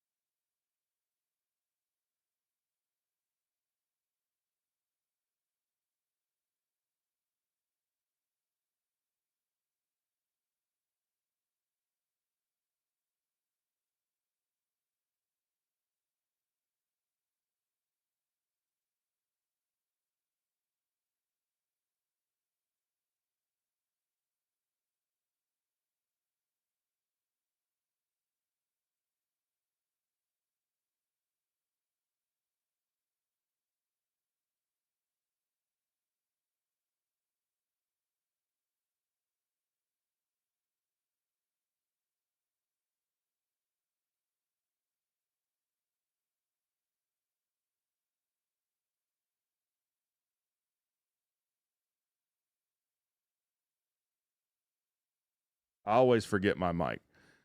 Low key at the beginning of the year, we said 6 and 6, 7 and 5 would be good for FSU. Anyone know what I picked Florida State to finish this year? Anyone remember? I did a preview for Florida State. I'm pretty sure I predicted Florida State to go 5 and 7. I'm pretty sure. People call me crazy. You're just a hater, man. You're just a Florida State hater. I know shitty teams. Does Gideon keep his job after this season? I don't know. I mean, I'm not real keen on firing someone in their first year, but this defense is really bad.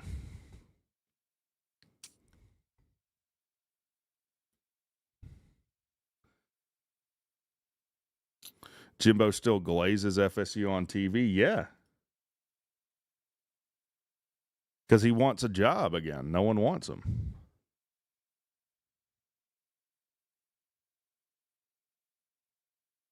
It's weird that all the fan bases that call me a hater, their teams suck. Isn't that weird? Colorado and Florida State. Are there 2 teams I've been more right about? No, there's not. Is there 2 teams that we didn't embarrass week 1, back-to-back years? No. Colorado and Florida State.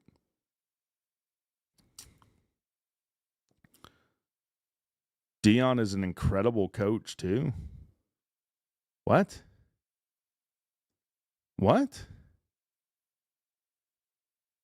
What? Bro, what are you talking about, man?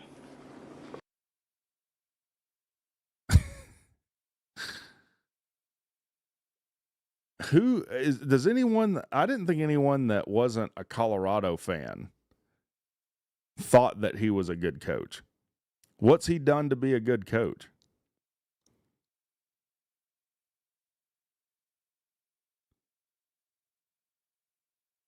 Was it his best wins against Nebraska last year, maybe?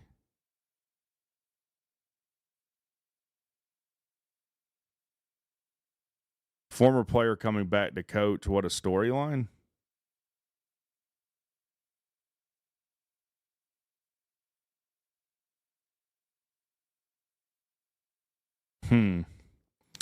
Curious. Someone who makes their account November 8th of 2025. Probably not a serious person.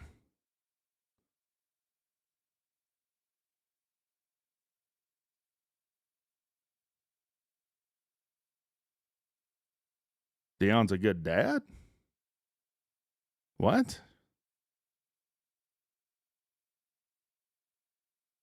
I don't know about that. Yeah, his best win is recruiting Travis Hunter. You just love Deion? Well, that's fine. I think Deion's one of the greatest NFL players of all time. I don't think he's a good coach. I mean, you did create your account November the 8th, but you're at least doing a better job at troll. I'll commend you for doing a better job at trolling. Most trolls are so arrogant that they can't help but give themselves away in like the first second that they make their account and come back into your stream. When they're like, rats.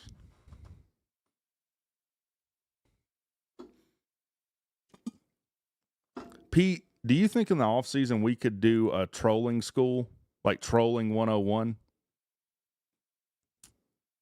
Here's how to be an effective troll. Yeah, it's 1st and 10 Florida State. How'd they get the ball back so quick? Intercepted. No, almost intercepted. Should have been intercepted.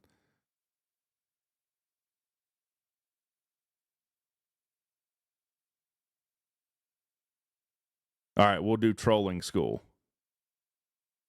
I'll give you a synopsis that I've already given.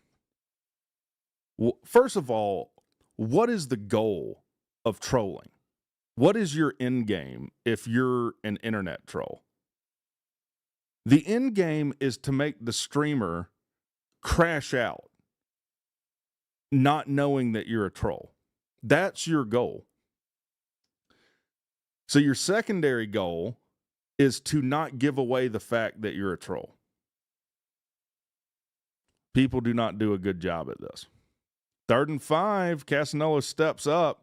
He slides 4 yards, 5 yards short of the line to gain. Minute 12 and clock rolling into the half, 4th and 4. I guess Doran doesn't want to call a timeout and them go for it on 4th and get it. That makes sense to pocket your timeout for the drive, I guess.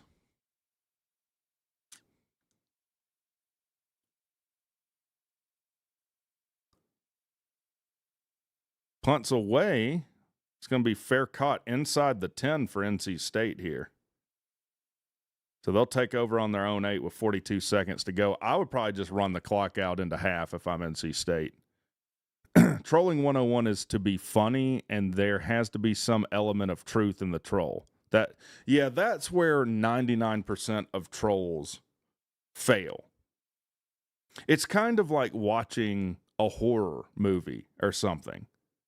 If it's just out there and completely unbelievable, then you can't be scared by it because you don't believe it.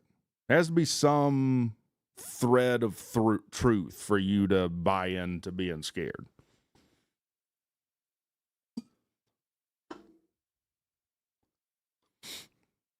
All right, 1st and 10 here on their own 8.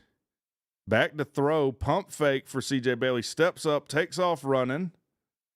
He won't slide. He'll pick up the first with 35 seconds left. 34 seconds left.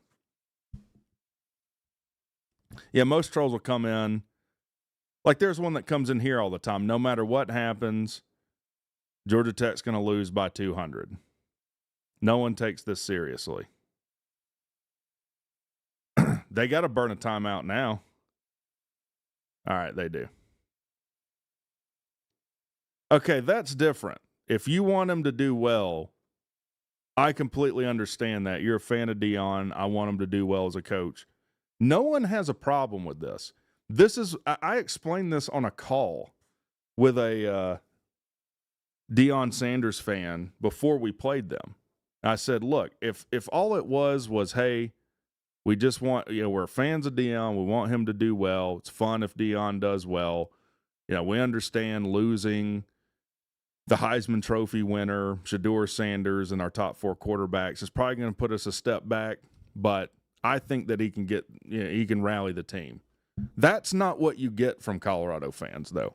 What you get from Colorado fans is we're going to win every game. We're going to win the conference. We're going to the playoffs. Deion's the best coach that's ever lived. And Caden Salter's the most electrifying quarterback in college football. That's why people hate Deion Sanders. 2nd and 4, incomplete. It's going to be 3rd and 4. What's my thoughts on Ole Miss having a press conference after the Egg Bowl over Kiffin's status? I didn't even know about that. Do I think he would have been a better coach in a different era?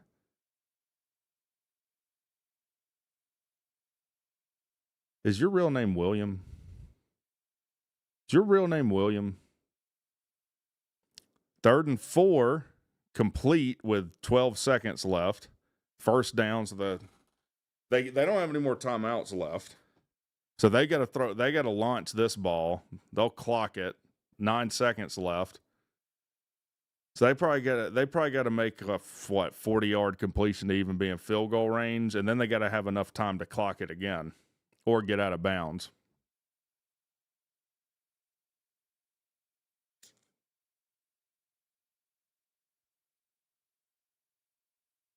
Let's see here.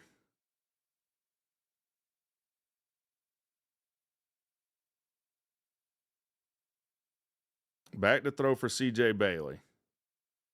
Throws incomplete. So now they either got to run the clock out or just heave it as long as they can throw it. Lane doesn't hold a press conference after the last regular season game if he's not leaving.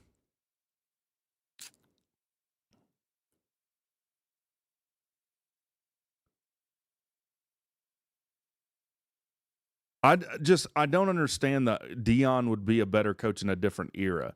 Deion would be a worse coach than he is now in a different era. We're in the only era where someone would hire Deion as a coach.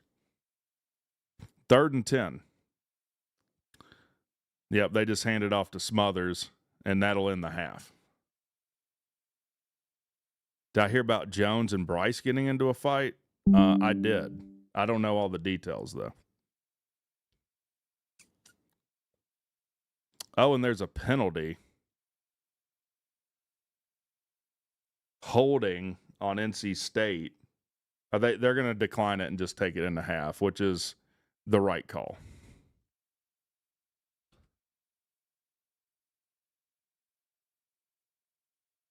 All right.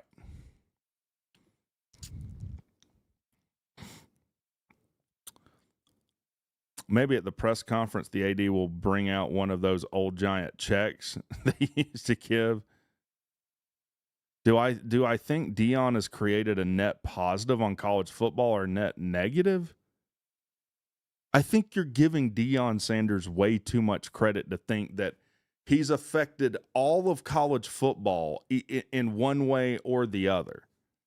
In 5 years, no one's going to think about Deion Sanders as a coach. No one's going to care. Won't even be a thought.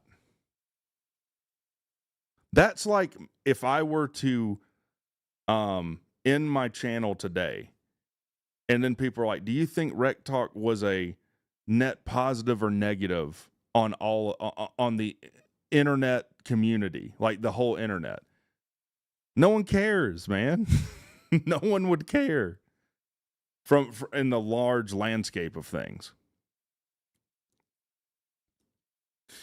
Am I bathing in King's Ransom for extra luck? Yeah, we can. We can bathe in some King's Ransom. You know, this is aftershave cologne. I get bumpy when I shave, helps out with that. Get some of that on there. And then You can do it too. You can go to kingsransomusa.com, use promo code WreckTalk. You can bathe yourself in some Kings Ransom aftershave cologne. You can get Georgia Tech winning again. Do I think Lane is going to LSU or Florida? Before I would have said there's no chance of him going to LSU. I think he's more likely to go to Florida than LSU still, though. I think he's more likely to go to Florida. I mean, LSU could not have, like, let's say I was a plant at LSU and I'm trying to destroy LSU from within. I couldn't have harmed LSU any more than they've harmed themselves in real life with how they've handled the Brian Kelly firing, not firing, Schrodinger's fire thing there. Then pour yourself a coffee with some Jameson. Dang, dude, what are you trying to do? What's wrong on my scoreboard? Oh, it's not, it's 3. You're right. Yeah, LSU should hire Jeff Collins. What's Lane make now? I think it's right at 9. I think he makes about $9 million. Here's what I can say. If Lane leaves, wherever he goes, he's going to be the highest paid coach in college football history. Wherever he goes, he'll be the highest paid coach in college football history. And that's the thing with Ole Miss. Me and Pete were talking about this on the ACC show. Anytime you have to give an ultimatum, I don't care what the circumstance is, that relationship is over. If your job, like if you're a boss, or you have people report to you and you have to give an employee an ultimatum, it ain't going to work out with that employee. If you're in a relationship and you have to give your wife or spouse an ultimatum, you do this or else, it's over. It's already over.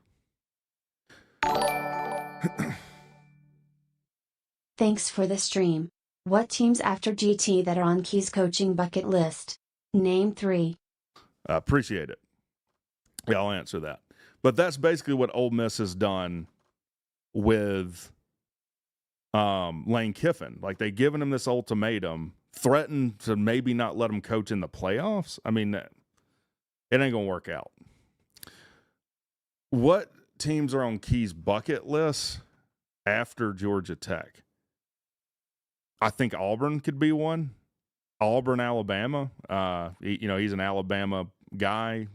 Grew up in Trussville, that's around Birmingham, I think. I think he could be interested in Auburn just because he has ties to Alabama.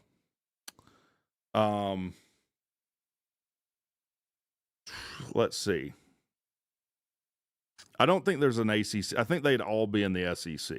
All 3 teams would be in the SEC. It would be Alabama, Auburn. I also think that Brent Key is a better coach than Hugh Freeze. But that ain't saying much. He could have interest in Florida. I'd have trouble coming up with the third one, but Alabama and Auburn would be in there. Yeah, probably Bama, Auburn, Florida. His wife is from Florida. I don't think he'd have any interest in FSU. I don't think he'd have any interest in Miami. Your neighbor's cat said Lane's daughter is smoking hot. Okay. Yeah, I don't think there's many teams. Yeah, probably Bama, Auburn, Florida. If I had to say so.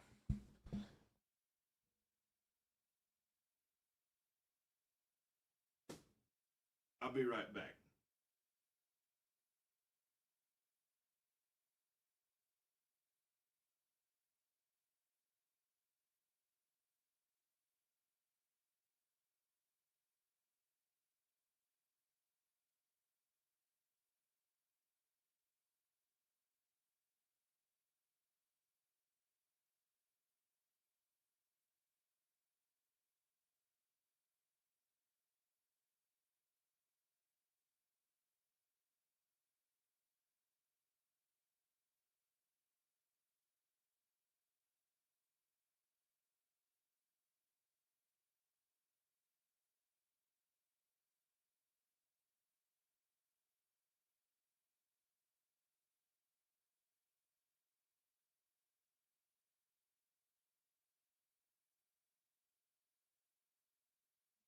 I ain't going to forget this time. Why would you have interest in Florida but not FSU for $10 million? Because Florida State's a complete dumpster fire in a way that Florida is not.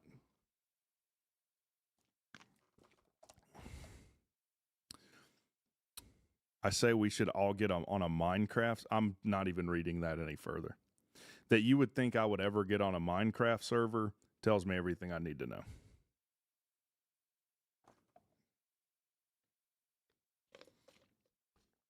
Minecraft server. Okay. Yeah, Franklin's making $41.75 million over 5 years, which is a little over 8, I think. It's a similar deal that I proposed for Key, I think. In fact, I think it's almost the same deal I proposed we should give Key.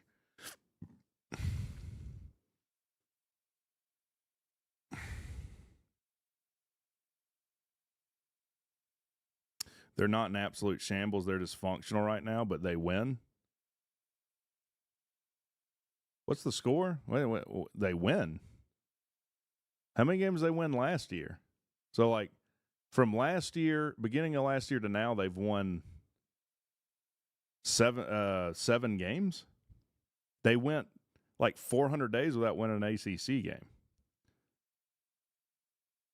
Mike Norvell's missed 3 bowls in 5 years.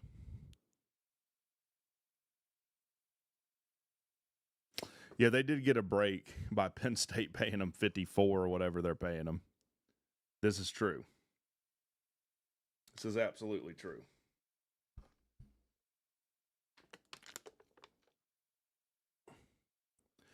FSU has not won a road game since 2023. Wow.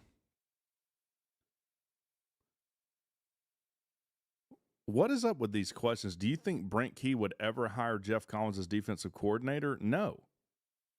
That'd be like me saying, that'd be like someone asking me, would you ever hire Kelly Quinlan? No. Or would Kelly Quinlan ever hire you? No. These things are equally likely to happen.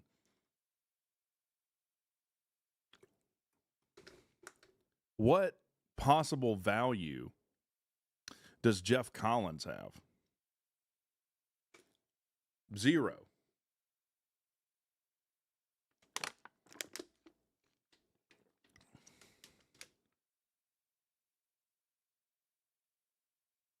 Those two guys, first of all, those two guys despise each other. And I mean despise each other. I hate FSU, but they spend and they do win. Obviously, that past couple of years are the exception. If they have so much money, what are they still doing in the ACC? They've been telling everyone they're leaving the ACC yesterday, and they're still in it. That's weird for someone that has the money they do. All right, what'd you send me?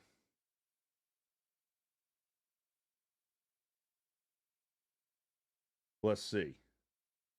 We'll play it. We'll play it for the chat.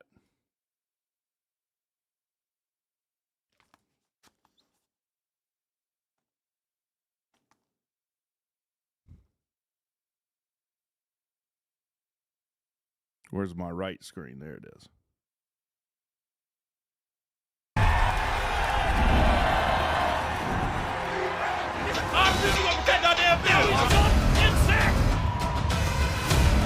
Touchdown!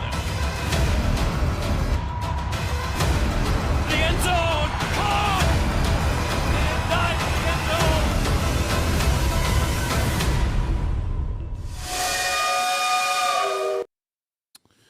It is hype.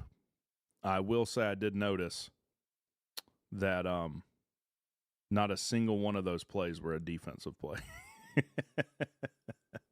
None of those were defensive plays.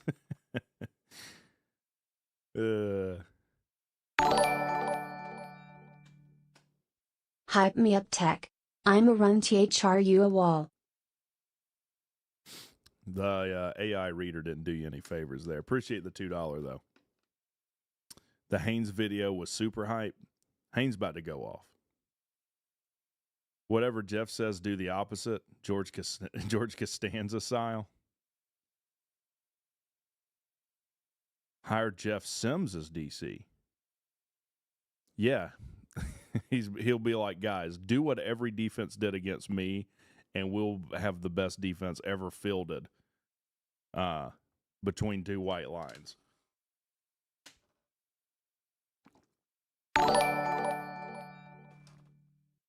Oh yay, did you see the King video? I did not see the King video. I've been working I worked all the way up until I started this stream.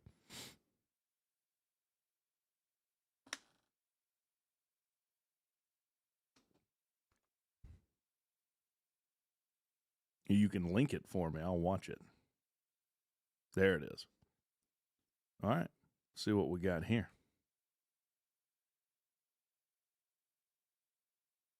Oh, yeah. Let's see what we got here, boys.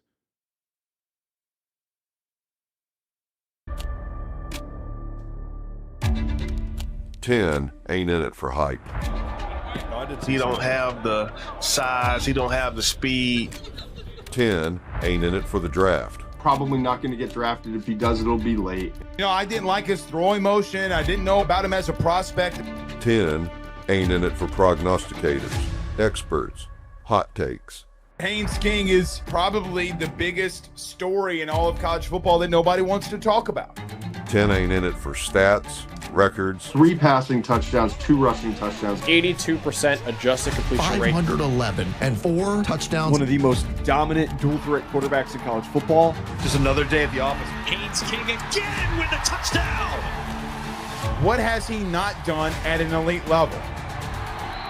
Joe Ham did it in 43 games. Haynes is now there in 32 games. That's unbelievable. Damn. His average is the highest in this group, and you see the other names on there and what they have been doing. 10 ain't in it for awards. If you're not inviting Haynes King from Georgia Tech, like, I don't know what are we doing. 10 ain't in it for legacy, for stories that'll be told about him when he's gone. Haynes King is putting himself in legendary status for a program that doesn't have many of them. He makes the catch. I mean, what he's done this season in the ACC is absolutely perplexing. 10 is in it for the fight. That quarterback is an absolute warrior. Ball is caught. Touchdown, Georgia Tech. 10 is in it for his brothers. I'm glad he's on my team. Your quarterback is beating up and taking the shots and running the football. Haynes King is the engine that makes this thing go. 10 is in it for his team. Is there any player out there that's more important to their team's ranking right now than Haynes King? And it's Carr. He is the best representative of any one individual for this entire sport that we play and we all love. Straight ahead. Haynes King touchdown. 10 is in it for the Dubs. He is a baller. He's scrappy. He is a winner. That quarterback was not going to let this Georgia Tech team lose. He went into the huddle. I want the ball. We're going to win. My man. Haynes King, Heisman. Oh, shit, boys. Oh, shit. I'm fine. I'm not crying. You're crying. Yeah, Haynes King is him, dude. Haynes King is absolutely him. He's averaging 20 yards more a game than anyone in the Heisman race. It's pretty silly. Pavia gets all the ESPN hype only because he's in the SEC. The thing is, though, like, Vanderbilt doesn't get any favoritism in the rankings, though, in the college football rankings. I think they're kind of getting hosed a little bit. Is that the voice from the Coors commercial? I don't know. So you're telling me he's like 60 yards better a game than anyone else in the Heisman race?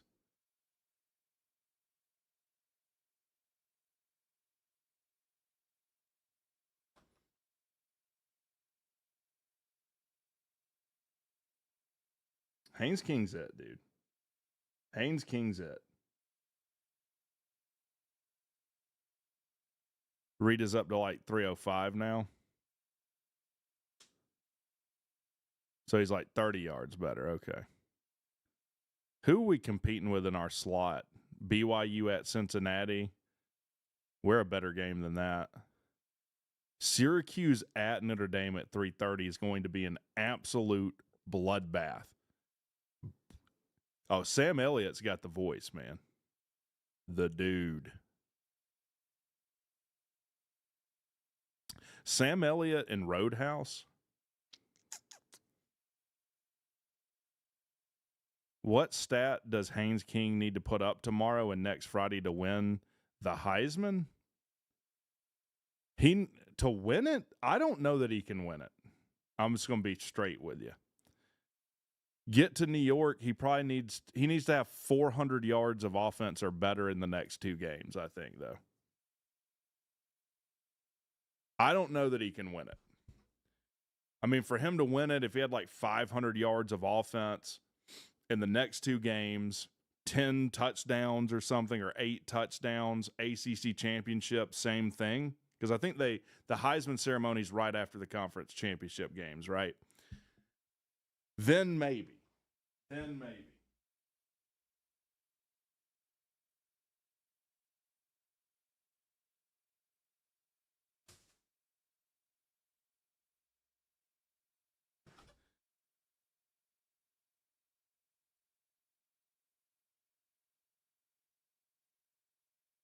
Yeah, my thing is him getting invited to New York does a lot for Georgia Tech as far as recruiting moving forward, recruiting this year, how your school is viewed, etc.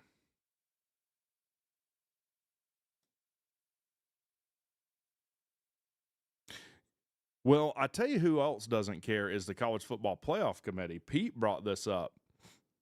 There was someone on the committee that was saying, well, Georgia Tech has a bad loss to NC State, and they couldn't play offense or defense against NC State. And it's like, what? Haynes King had over 500 yards offense on his own. What do you mean we couldn't? We struggled on offense against NC State. What are you talking about? What does that tell you? People on the College Football Playoff Committee do not watch the games. They do not watch the games.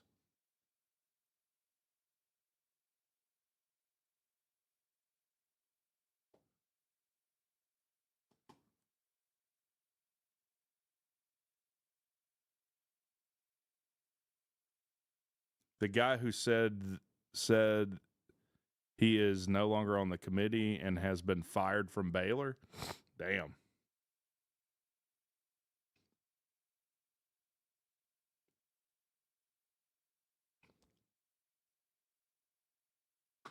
Again, I'm just being straight with you guys. I don't know that it's possible for Haynes King to win the Heisman. Do I think that if he puts up certain numbers, he should? Yes. But the people that vote on the Heisman, many of them don't know football. Hell, most of the people that vote in the AP poll don't know football. They have no idea about football. So I'm saying you're fighting that uphill battle of people that are just going to vote for, okay, here's all my choices. Who's on the team that I like the most or the team that I think's the best? That's what they're going to cast their vote for. Ty Simpson's on Alabama. I think they're really good. I'm voting for Ty Simpson. Haynes King plays for Georgia Tech. They lost to NC State, and their defense looks bad, so I'm not voting for Haynes King. That's the kind of rationale a lot of these guys are going to have. All right, so we're going to start the third quarter here.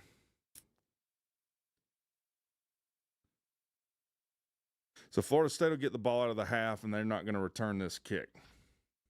Deshaun literally came in second place in the voting twice, and he was incredible for Clemson, but they're an ACC team. Yeah, I guarantee you, if Deshaun Watson played for Alabama or LSU or Georgia, he'd have won the Heisman. Maybe not Georgia. When was the last Heisman winner Georgia had? It had to be Herschel Walker.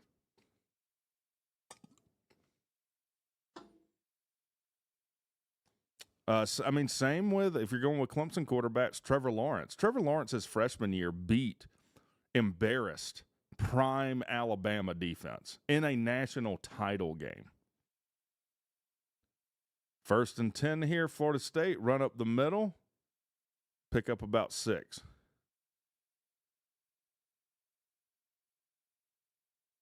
Yeah, 44-16. How many players off that Alabama team went in the first round? Probably like 5 of them or something crazy. Yeah, the explanation of the committees, it's basically just ad hoc rationalizations for what they want to happen. That's what the committee is. So there's a run for no gain here. Looks like it's going to be holding on Florida State.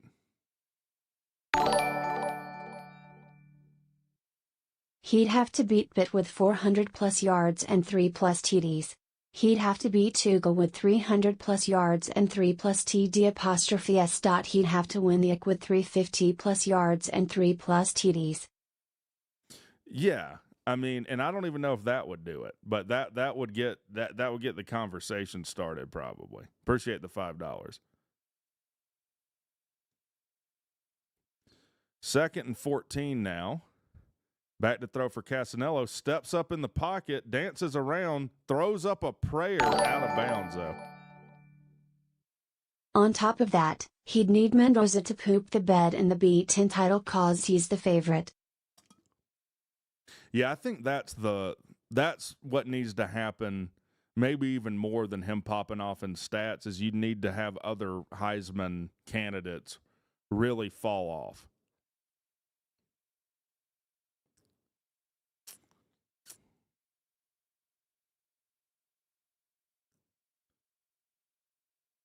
All right, 3rd and 14 here for Florida State. This is the bane of Tech's defense existence. 3rd and longer than 10. Throw complete. It's going to be well short, though. One more sleep, let's fucking go, short. Boys, beat Pitt.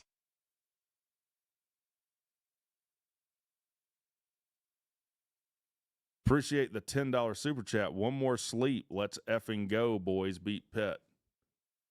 One more sleep is right. One more sleep until Haynes King will have 0 games left at Bobby Dodd. It's hard to believe.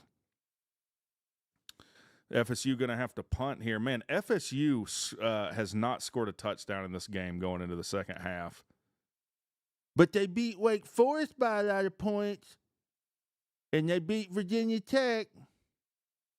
Oh, he didn't fair catch this thing. It looked like he did. NC State's going to get the ball in the 20.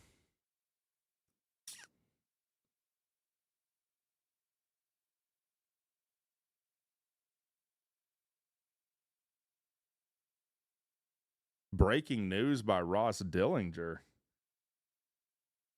All right, let's go to ESPN front page, because that would be ESPN front page news. I don't see it yet. Let's go on Twitter here.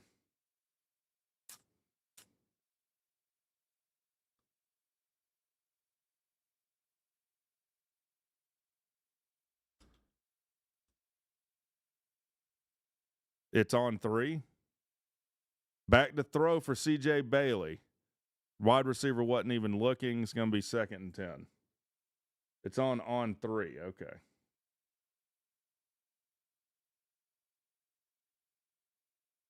Let's go check out on 3.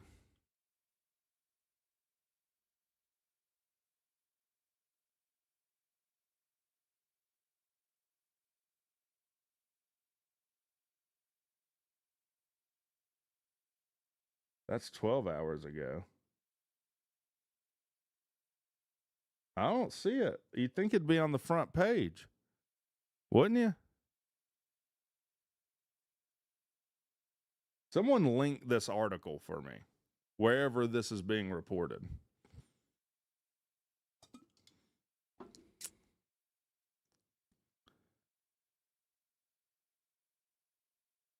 Marjorie Taylor Greene just announced she's resigning from Congress.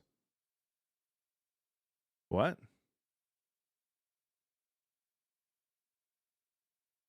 All right, 3rd and 1 here. For NC State, they're going to throw. What an awful play call here. C.J. Bailey doesn't even get back to the line of scrimmage. All right, let's go check this out. LSU is finalizing an offer of roughly $90 million for Ole Miss head coach Lane Kiffin.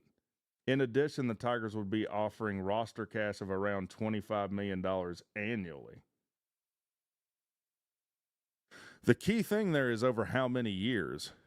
It's less than 10, I know that, or he's making what he was making before. 4th and 1, they're going to go for it. CJ Bailey is going to get it.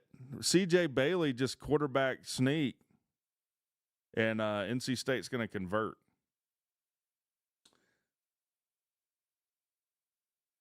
Why don't they tell you over how many years? Because that's kind of key. Here, they linked the article. Kiffin met Friday with Ole Miss Chancellor Glenn Boyce and the AD Keith Carter, who said a decision is expected to be announced after next week's Egg Bowl against Mississippi State. Kiffin's future remains the biggest storyline in college football, blah, blah, blah. Louisiana Governor Jeff Landry. We're going to hire that Lane Kiffin, I tell you, one way or another. How many crawdads we got, we can send them in a gift box. Jeff Landry has blessed the lucrative offer.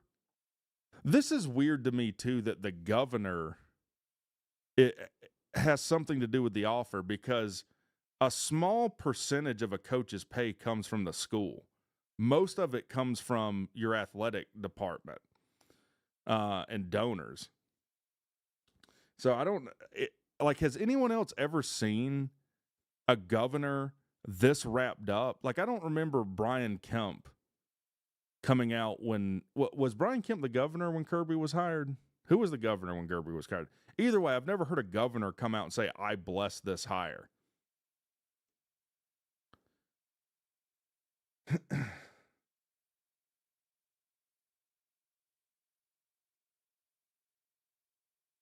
It was Nathan Deal. Okay, what I thought. Another 3rd and 1 here for NC State. Another sneak here with CJ. No, it's not CJ Bailey. It's that Wilson cat.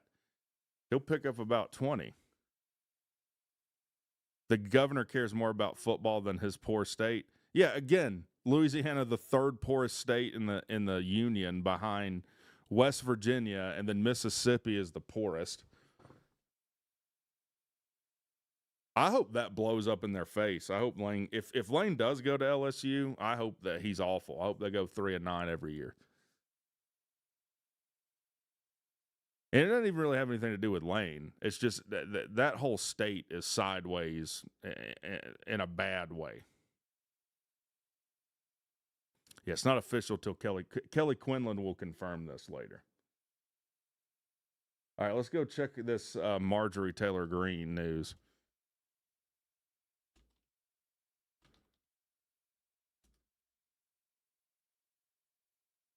Says she's resigning from Congress. This is from the AP.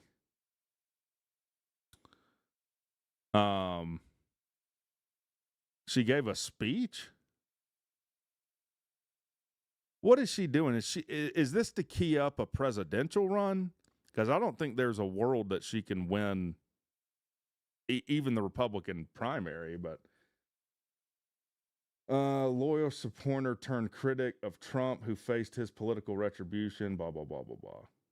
Greene, in more than a 10-minute video posted online, explained her decision and said she didn't want her congressional district to have to endure a hurtful and hateful primary against me by the president we all fought for.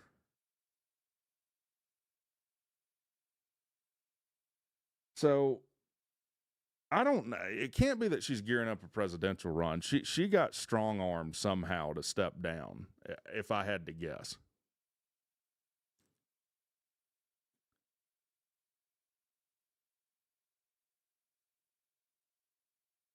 I don't know. That's kind of wild, though. That surprises me.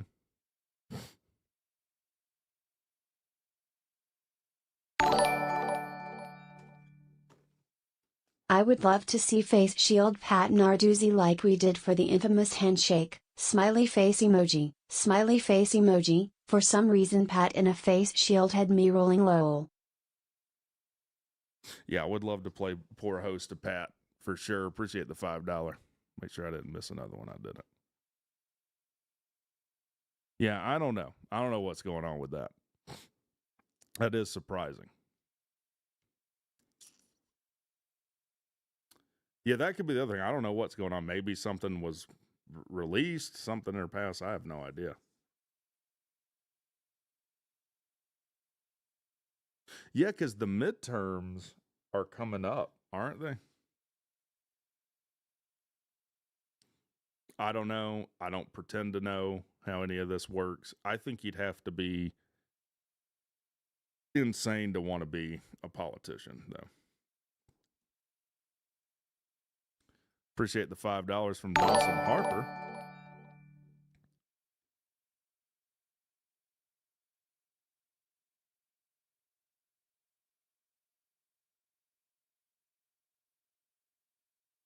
So all sorts of breaking news on the late night stream tonight. Lane Kiffin, if you believe On 3, which On 3 wouldn't put that out if there wasn't something behind it. Evidently offering some $90 million deal, $25 million for the roster. Probably going to happen if he already has a press conference scheduled for after the Egg Bowl, particularly about this. Pete says she basically said she doesn't need the money or bullshit from Washington politicians. Peace out. I don't believe that for 2 seconds, though. I don't believe that for 2 seconds. Because she's always been someone that like wants to be in the limelight. Like that seems to be a driver for her. So something else is going on. Yahoo Sports is reporting LSU is finalizing a deal with Lane. Yeah, so On 3, I guess Yahoo Sports now reporting this.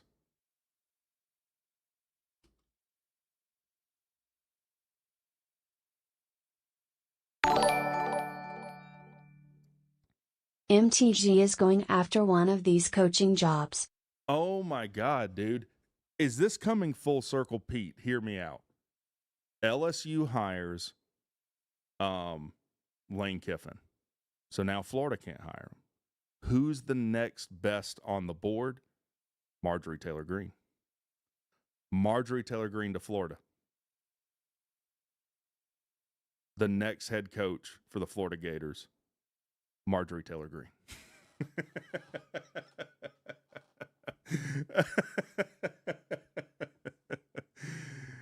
Let's get this trending on Twitter.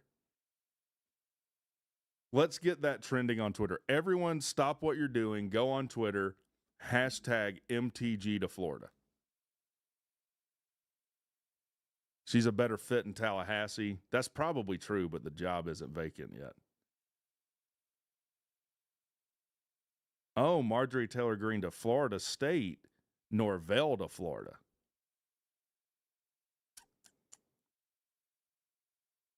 Is MTG from Georgia?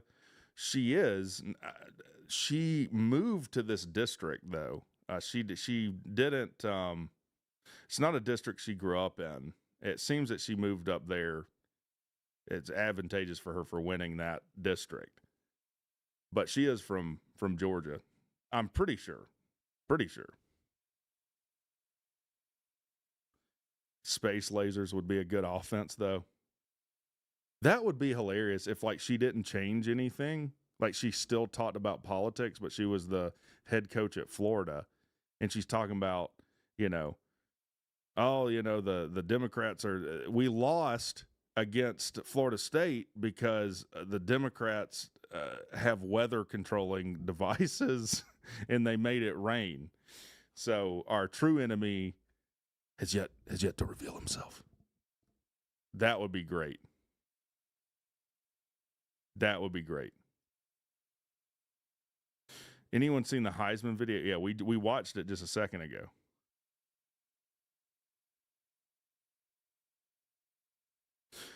By the way, since we've been talking about this, Alex Jones to Florida would be a slam dunk hire. Alex Jones to Florida would be a slam dunk hire. The Gatorade's turning our freaking players gay.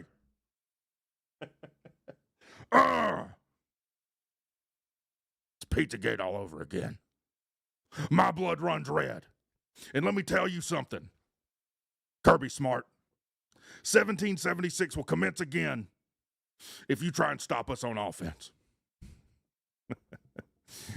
Oh, me. Yeah, she probably will start a podcast. The View Republican version.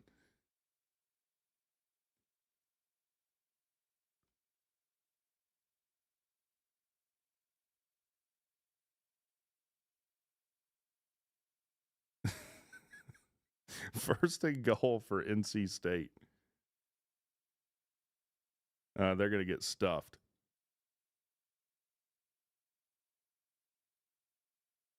Yeah, they're going to get stuffed. Yeah, MTG's was born in Milledgeville. She graduated from South Forsyth in Cumming, Georgia. Shocker, she went to UGA. Feel like I already knew that without knowing that. Yeah,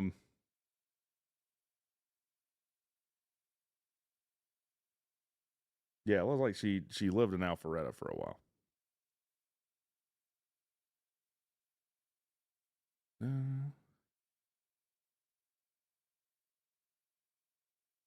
Oh, Alex Jones on Rogan was comedy gold. Oh my God, dude. Oh my God. Isn't that the one where he goes, guys, I think I might be retarded. Isn't that the one where he said that? I smoke pot once a year just to test the potency. Like, isn't that what he said? That's got to be a touchdown for NC State. How old is she? I'm gonna guess 50. Let's see. Somewhere around 50.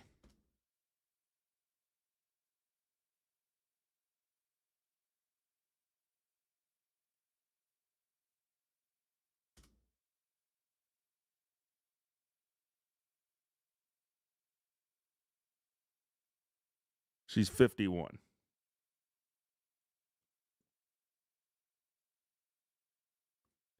Wait, they didn't give him a touchdown on that? Now it looks like we got a timeout. Yeah, they need to review that. It looks like that was a touchdown.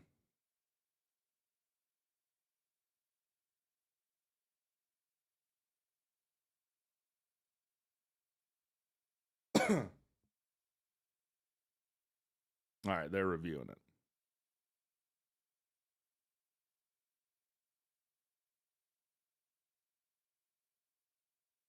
It's a well-known fact that the city of Atlanta's water supply is tainted with atrazine. It's better than Flint, though, isn't it? But it's better than Flint. All right, let's take a look at this play.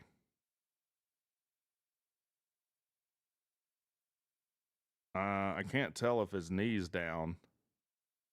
And you can't see because of the angle when the ball crosses the plane. Who runs the city of Atlanta? I'm glad you asked. I do. I am the shadow cabal that runs the city of Atlanta. And as you can tell, I've been doing a shitty job.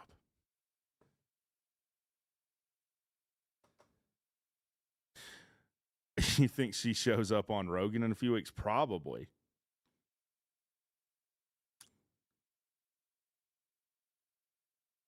There's no way in hell I would ever run for office, ever. The things I've done in my life, no way. First of all, everything you've ever said has probably been recorded by your phone. Second and goal, so they didn't give it to him. Same play again, touchdown NC State. So NC State, pending the extra point, is going to go up 14-3. Oh, I would love it.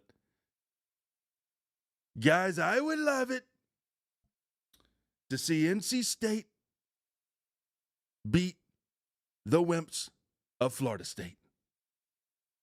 A lot of people say, But didn't Florida State beat Wake Forest? They were still losers. They were losers when they did that. NC State's a fine institution. A lot of people say it. There was a guy right out here who told me, NC State, fine institution. Pigskin Pete doesn't like Dave Doran. Pigskin Pete's a loser. He's a loser. His name's Will Wilson.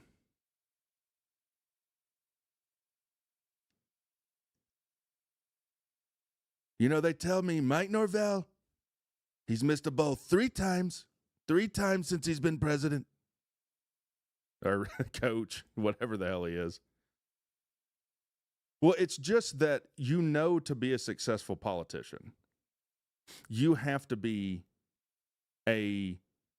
have no moral compass, and you have to be a piece of shit that is motivated solely, completely, and entirely by money. And there's no vow that you will not forsake for the almighty dollar. And it ain't me. Did Trump speak at McCamus a few years ago? They had the debate that ended Biden's, I guess, presidential run.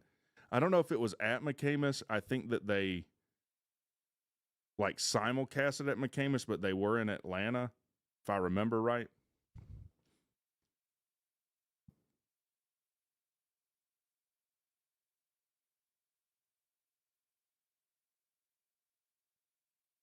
The only way you could last in politics is to just do what everyone else is doing in politics. It's the only way you'd make it. Okay, he was at McCamus. I don't know what he said. I don't think he even knows what he said. It's a good line for him. It's a good line for him. Joe's over there. Huh?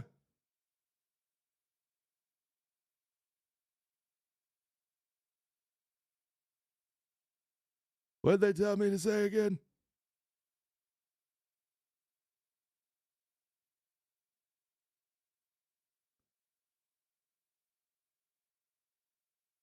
That was, man, don't be hating on my Trump impression. Walking is far more staccato.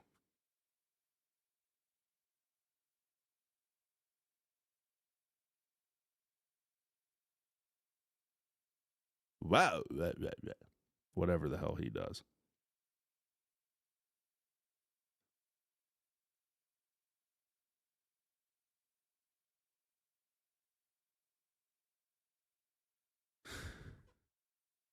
Trump for DC at Georgia Tech. It would be entertaining for sure. Yeah, Trump's going to build a wall for our defensive line. And Pitt's going to pay for it. Pitt's going to pay for the wall for the defensive line we're constructing.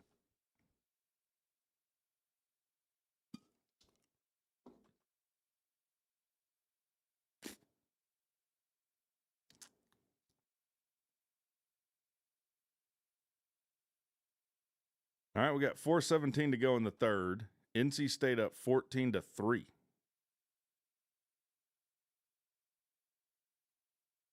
Damn, Florida State doesn't even get back to the 20 on the kickoff return.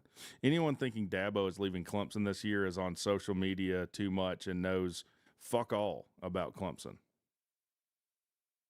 I will say, I know that Pete hates NC State, but I love this dog that goes out there and gets the kick and tee. I love it. I mean, I absolutely love it. Yeah, I mean, they're not... First of all,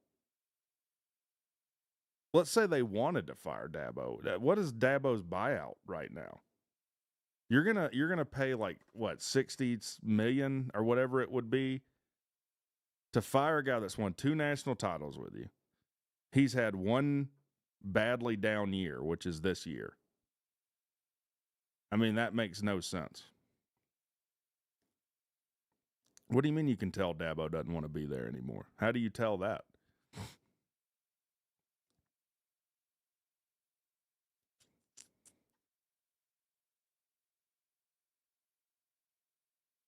Matter of fact, for anyone that really thinks Dabo's leaving or he won't be the coach next year, I bet Pete will bet you any amount of money that you're willing to bet on it.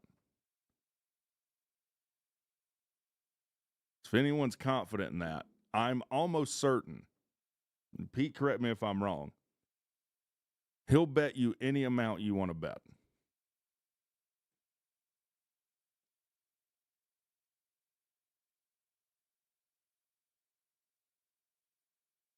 I mean, am I right about that, Pete? I would think so.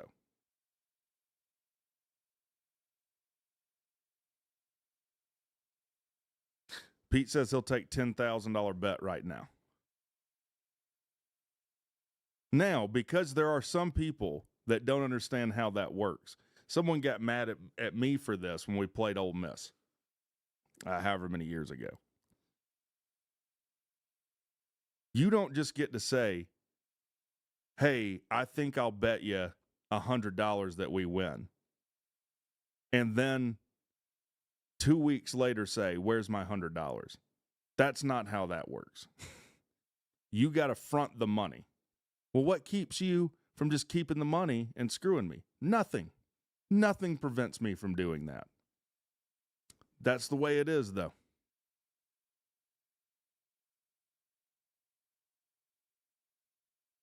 The difference is you can torture me to the end of time because I'm on YouTube.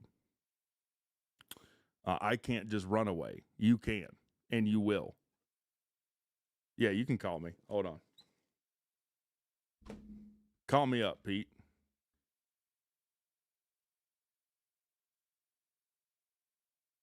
My man. I won't keep you because you're streaming. A couple things. Dabo's not leaving Clemson. I'll take $10,000 bet for anybody that wants to make it right now, but nobody will do it because they don't believe it. They're just reading what they read on the internet. Second of all, the Dabo hates NIL thing. I don't know how many times I have to say this. Tell him, Pete. Clemson is 7th in the country this year in paying NIL players. 7th. So no, he doesn't hate NIL. They just suck. So can I ask a follow-up to that? Yeah. Why does he hate NIL, though? He doesn't. That's what it's arguing people on the internet. Though. It's the same thing with the Dabo Mike, is interviewing for Arkansas, or he's leaving Clemson, as it is with the NIL. They're on Twitter too much, or on Snapchat or Facebook or whatever the fuck they're on. They don't know what they're talking about. None of them. Well, yeah, I think people see all these teams firing their coaches, and some of them are stupid for doing that. And they think, then why won't Clemson fire Dabo? It's like, because it's not even remotely the same thing. It's not. Yeah, comparing Dabo to Brian Kelly or fucking Mike Norvell or whoever else is going to get fired. Or even James Franklin. I mean, Dabo's beat Prime Bama multiple times, won multiple national titles. None of these guys that are fired have done anything remotely like that. I don't even have a problem with Clemson people who are like, we're done with Dabo. Whatever. I mean, you're entitled to your opinion. I'm talking about reality, not what you think or you want. He's not getting fired by Clemson. He's not leaving Clemson. Why would it? Why? Let me ask you a question, Rick. Why, by any conceivable notion, would Dabo walk away from Clemson right now? He wouldn't. He'd be what's his buyout? Between $50 and $60 million. Right. So what you're asking me is, why would he leave $50 or $60 million on the table? He wouldn't. Yeah, no, he wouldn't. He wouldn't do that. No, he's getting paid almost $12 million a year. He'd be stupid to do that. And also, there's nothing that indicates that he's leaving. He's told us. He told us back in week 3, if you want to get rid of me, you're going to have to fire me. Yeah, I'll go win somewhere else. I mean, he told you. It's not, we're not speculating here. He literally said it. But he doesn't want to leave there, and they don't want to fire him. No, he says some dumb stuff from time to time in a press conference. That doesn't mean that he's... First of all, coaches almost exclusively lie in press conferences. You can't take anything they say at face value. How many coaches have left the year out, like the week after they say they're saying? Dabo's not doing any of that. And look, this is the other thing, like college football as a whole, there's zero patience for anything. Like, firing James Franklin was crazy. Like, this idea that we have one bad year, we're going to fire our coach, and then all our problems are going to be solved is also insane. Yeah. Now, look, I'm not saying that. Look, if Dabo has another year next year, like he had this year, his seat might be slightly warm. But I think that. Well, I know that fans of other teams see all these firings around the country, and they lump Dabo in that category. Here's the thing: I'm not blaming them because they don't know. This is a different situation than those other schools.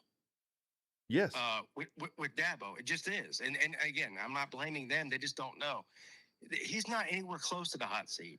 There's no discussions going on at Clemson right now about firing Dabo.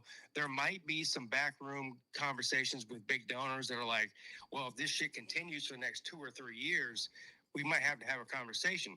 But as of right now, there's no conversations at Clemson going on about firing Dabo. I mean, zero. No, I mean, CJ just posted his 8 ACC championships, which I feel like it's more, maybe, but he probably looked it up. 6 playoff appearances, 4 national title appearances, 2 wins. Yeah. You think he's due more than one bad year? I mean, Jesus. Right. Also, even if they wanted to fire Dabo right now, they can't afford to do it. I don't think people realize how small of a school Clemson is compared to Florida, LSU, Ohio State, Oklahoma, Texas A&M, Texas. They are a small school. I mean, in relativity, in relativity, it's. I mean, they've got 30,000 undergrad students. Ohio State's got 70. Well, I also don't think people know how much money $50-60 million is. The reason that the governor of LSU is freaking out so like he is because as much money as LSU has, $50 million hurts. Yeah. Right? So it's this is another thing you see all the time of like, oh, well, if they want to, they'll come up with the money, blah, blah, blah. Like, I don't know, man, $50-60 million is a lot of money that you take some time to recover from. Yeah. I actually think it's pretty impressive, despite what people think about the NIL with Clemson, is that they are in the top 10 in what they spend in NIL. Now, what they spend in NIL has been a disaster. As a matter of fact, their top 5 highest paid players on the team are all multimillionaires, and they might be the worst 5 players on the team. Damn, dude, the ROI is bad right now. The ROI is bad, but the R is there. Just the return. I mean, the return is not there, but the investment is there. So the I is bad. Is what I mean. So it's just fake news. I mean, you're better off watching The First Take with Stephen A. Smith to get your information from Stephen A. Smith about college football, if that's what you're thinking, and stay off of social media. Now, hold up 1 second, Pete. It's rotting your brain. Yeah. Now, everyone thinks they're a genius. I heard this and it's going to happen, or this is the right thing to do. I don't know. Dude, there were people earlier in the season that were like, I don't know about Brent Key. I'm like, huh? Did you just start watching Georgia Tech like last year or something? What are you talking about? Yeah. You don't know about Brent Key. But anyways. Yeah. I can't wait to see that game tomorrow. I'm streaming the game. You're going to be there, right? I'll be there, section 106. Yeah. It's going to be crazy, man. This is the most excited I've been about going to a game in a long time. Like, I'm heartbroken that you didn't get to see a night game at the Dodd, but it is cool. No, I had fun in the daytime, but I will tell you, I am rooting for Georgia Tech in this game. Well, first of all, I'm not a fan of Pitt or Georgia Tech. You know that. Yeah. But I am a fan of Haynes King. And this being his last night, this being a play-in game, essentially for the ACC and maybe even the playoffs, is a big deal. So I'm rooting for Georgia Tech in this game. I'm rooting for Haynes King. I'm really a Haynes King fan, not a Georgia Tech fan. So I'm rooting for Haynes King in this game, and I really feel like he's such a fucking gamer, dude. Like, I've been saying all season how Georgia Tech plays up to their competition and down to the competition. It's a fact. But I really think that Georgia Tech at home in Bobby Dodd with the season on the line, literally the season on the line, the ACC on the line, is going to show up. So go Jackets. Oh man, I wish it would show on the camera, dude. The hair on my arm stand up. You got me giddy, dude. Got me fired up. Yeah, I really believe that. I do. And fuck Pat Narduzzi too, that fucking gym teacher. Fuck him. All right, man. Appreciate it. All right, man. Later. See ya. I love Pigskin Pete, man. I love Pigskin Pete. Yeah, I mean, it's huge. It didn't really hit me how huge this is with like it being King's last game until kind of like last night. And I was like, man, you know, I was talking with my dad. And I was like, you know, we've been going to games for 15 years, every home game. So we probably averaging, let's just say it's been 12 years. Let's just say it's been 12 years, 6 games a year at Bobby Dodd. So it's a lot of games. I mean, almost 100 games, 72 games. And this is going to be the last one I see Haynes King suit up on the flats. Makes me sad, but also excited. I mean, you couldn't ask for a better final home game. Like, how many players' final home games that are really good generational players for their teams, their last home game is as important as this one? I mean, how many of them are, it's like they're playing an FCS school or something even, you know? Yeah, Pete keeps it 100. Pete keeps it 100. Then you get to suit up and play Georgia the next week. And then possibly play an ACC title, 2 weeks after that.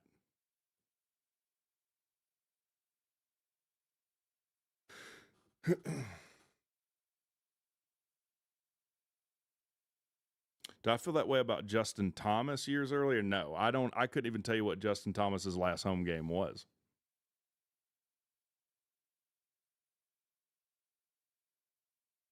Justin Thomas just wasn't the player that Haynes King is either. Like, Justin Thomas he wasn't even recruited as a quarterback. He was recruited by Alabama, I think, to play cornerback. He was like a 4-star cornerback recruit. And then Paul said, hey, you can come to Georgia Tech and play quarterback. And he ended up doing that and being really, really good at Georgia Tech.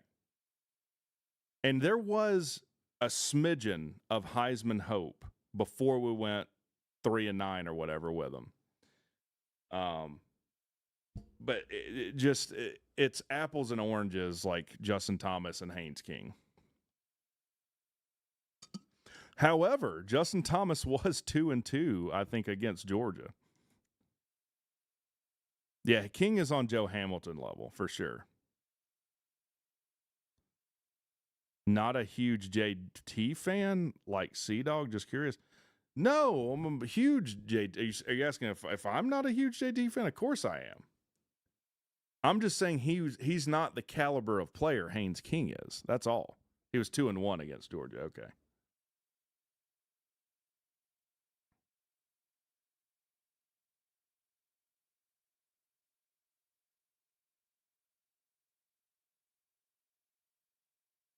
Well, if these old heads left and became UGA fans because of the anguish, then they're pieces of shit and fuck them. How about that?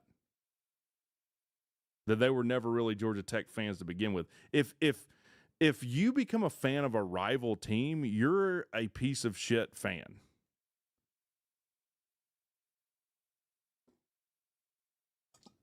What are you talking about? First of all, that's not even true. You're about to make me go on a Gundy rant. That's not true. 2nd and 8 here for NC State. Complete.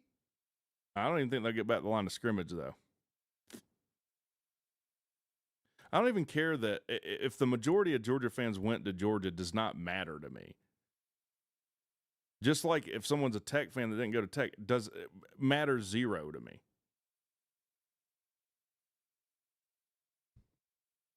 Who cares?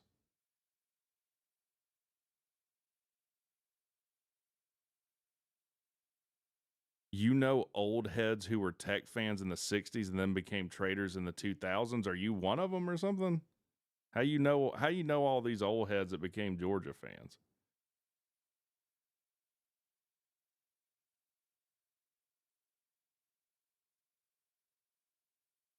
First of all, that's kind of contradictory. That's like saying like you're an elder statesman Tech fan. Like, come on.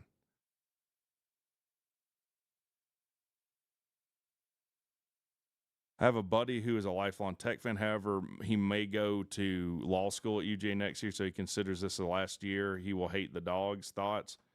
I mean, if he goes to school there, I mean, whatever. I mean, it is what it is. I'm not going to hate someone for going and paying $30,000 or whatever it is to get a law degree from UGA and then being a fan of them. That's a whole different deal. Oh, well, you should just say 99% of UGA fans didn't graduate high school or something then.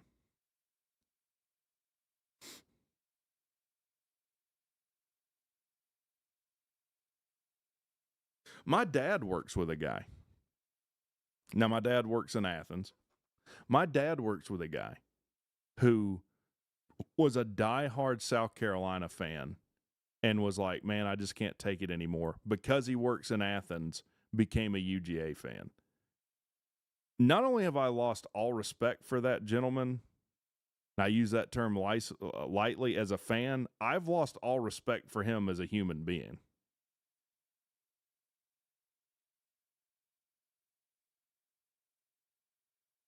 You don't get to switch allegiances like that. Matter of fact, when I played at Winder Barrow, we had a kid that transferred to Appalachia for his senior year, which was the rival school. We beat Appalachia's ass the year he was there, and then we all spit on him when we shook hands.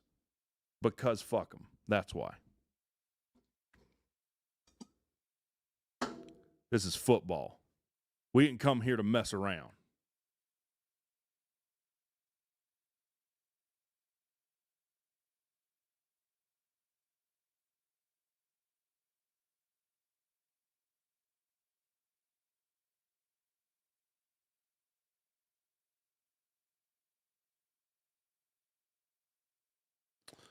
Bet he's Duke basketball fan. Do you root for UGA when they aren't playing for Tech? No.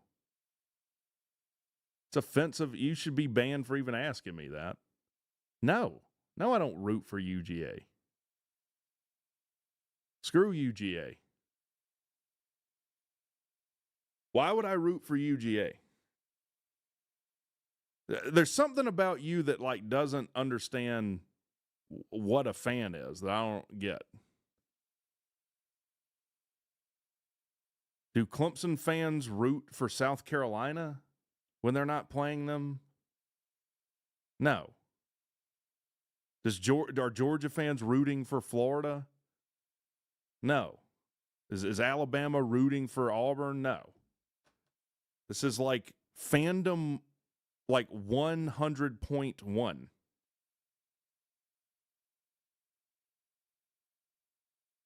Man, both these teams have an even 250 apiece here in offensive yardage. 3rd and 9 here. Bailey back to throw and sacked. Jeez. We're in the fourth quarter now, by the way. Who do you root for, Clemson versus Bama last time they played for? Obviously Clemson. Root for Clemson. It's not even really an ACC thing. Like, I was tired of seeing Alabama win, honestly.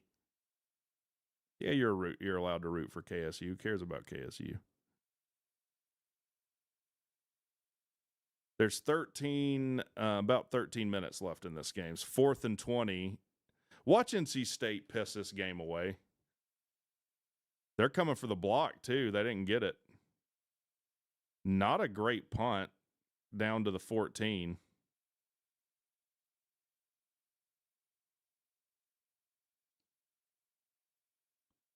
You like UJ having a good record, so it looks better when we beat them? Well, we got to beat them, though. It's been a long time. What, 2016?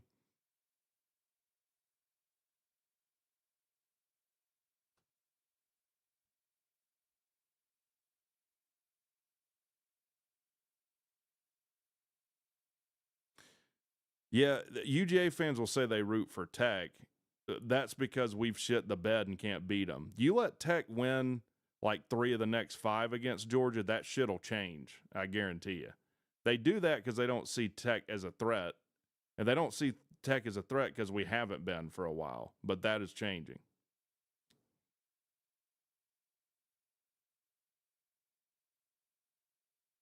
They better blow the whistle here.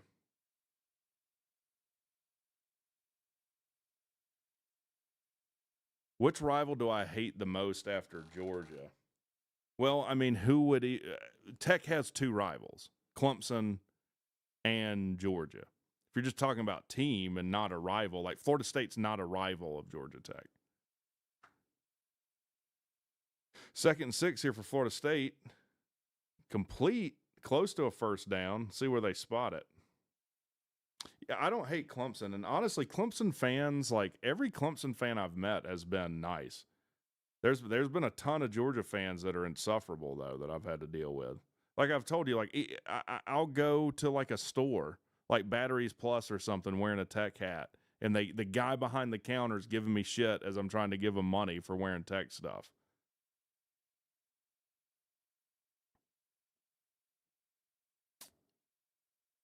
Yeah, at the moment, it's probably Florida State, though, if you're just talking about teams I hate. Deep ball here for Florida State. Underthrown, though. No flag. Oh, late flag. Late flag. He did. That probably was PI, too. I don't think there's going to be any argument on that.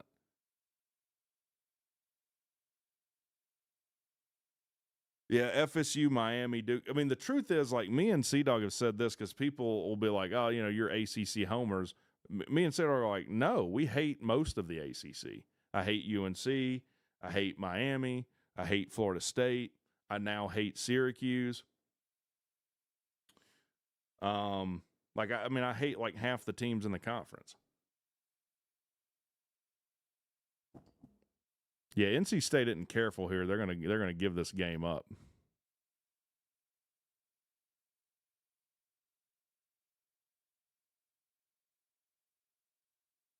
First and 10, handoff.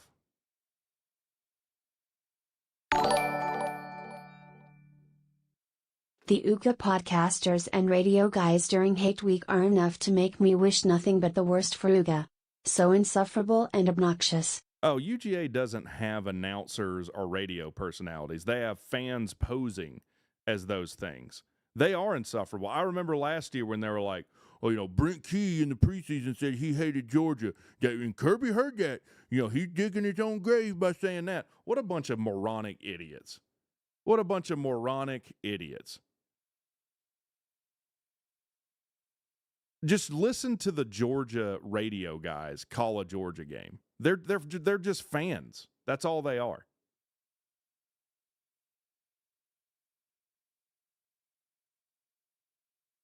I can't stand. I hate their whole media setup more than their fans. Probably. Appreciate the $5. Oh damn! They about coughed that thing up. Florida State did on a little toss.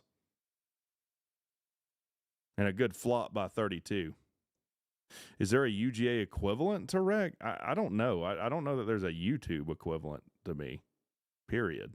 Not that I'm anything special, but, I mean, I kind of do my own thing. Yeah, they all, and let me, I talked to my dad about this too. The Mike Bobo hate from Georgia fans is the dumbest thing that I've ever heard. If Georgia Tech were to beat Georgia, and it was like, again, 52-48, they would blame Mike Bobo. They would want their response to that would be fire Mike Bobo. I guarantee you. They wanted Mike Bobo fired before the Ole Miss game. Then they didn't punt. They beat Ole Miss, didn't even punt. They didn't even punt. And they'll still say, well, you know, that's one game. That's one good game for him. Yeah, hell of a catch there by Florida State. That Deuce Robinson, as much as I hate Florida State, Deuce Robinson for Florida State, he's going to be a good pro.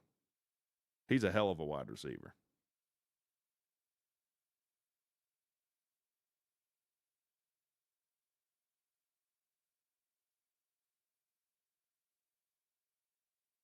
It's now 2nd and goal for Florida State, 9:18 to go. Clock still rolling in the 4th.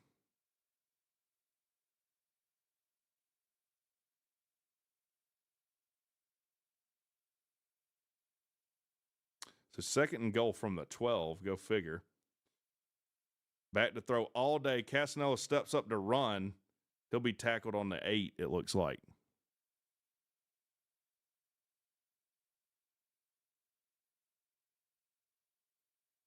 Got to go for 2 to make it a field goal game.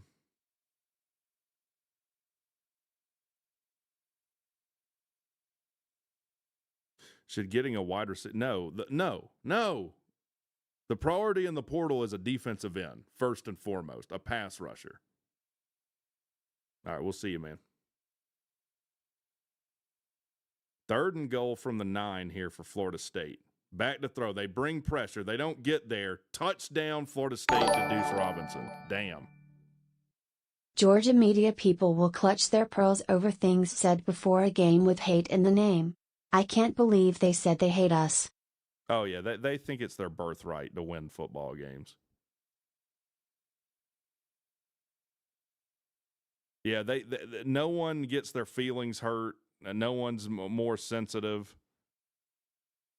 No one, they'll say, oh, my God, look at these guys complaining about the refs because they suck. No one complains about refs like these guys do. No one. Again, I'll never let it go. They complain about refs in games they win. They are going to go for 2 here. Casanellis is going to run around and try and run this in. Still looking for a place to throw this ball. Throws it up wide open. They will convert the 2-point conversion. Yeah, pass rush for NC State's killing them now. So it's 11-14 now. Yeah, Kenny McKinney, a hell of a coach. Yeah, that guy couldn't have been more open on that 2-point conversion. Let me take a leak. I'll be right back.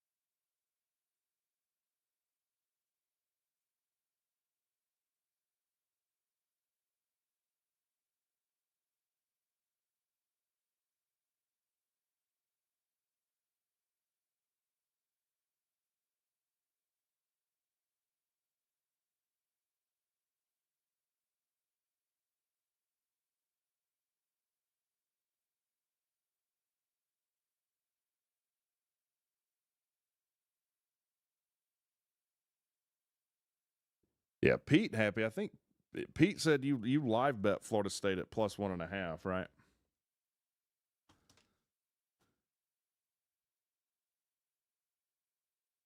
These two teams I can't stand, but I have money on Florida State, so go Noles. Damn. Pete down bad. He's betting on Florida State to do something good.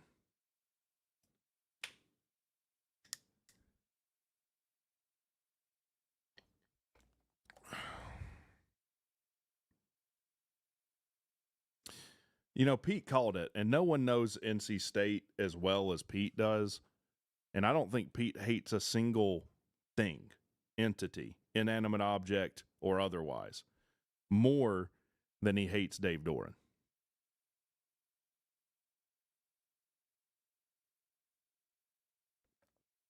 Makes you sick that this team hung 583 yards on Tech, doesn't it? Oh, me. A team like Florida State got beat by Stanford. Oh, but it was a West Coast game. Shut up. It's Stanford. It's Stanford.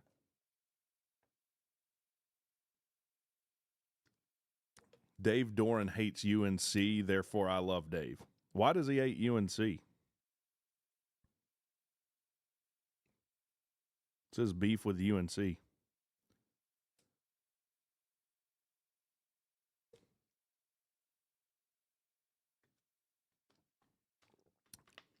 What do you mean all this Jamal Haynes hate? What is the hate for Jamal Haynes? The most I've said is man. You know, he doesn't seem to be the player he was last year. I wouldn't qualify that as hate, though.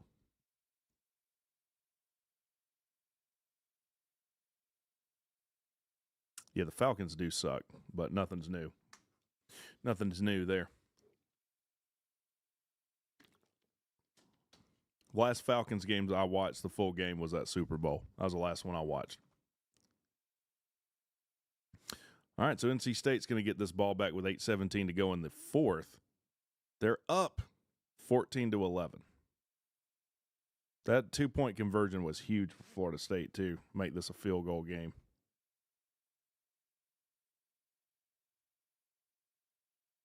Thoughts on Virginia Tech James Franklin? It's a probably going to be the best hire of the cycle outside of Lane Kiffin. No, I don't watch NFL. I don't watch NFL at all. Oh, yeah, Pete definitely hates Dave Doran more than he does Brian Kelly. All right, 1st and 10 here. NC State really needs to score. Back to throw for Bailey. Rolls out to his right. Pump fakes. Throws across the middle for a first down, about 13 yards.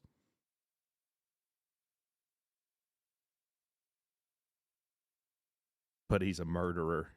Murderer.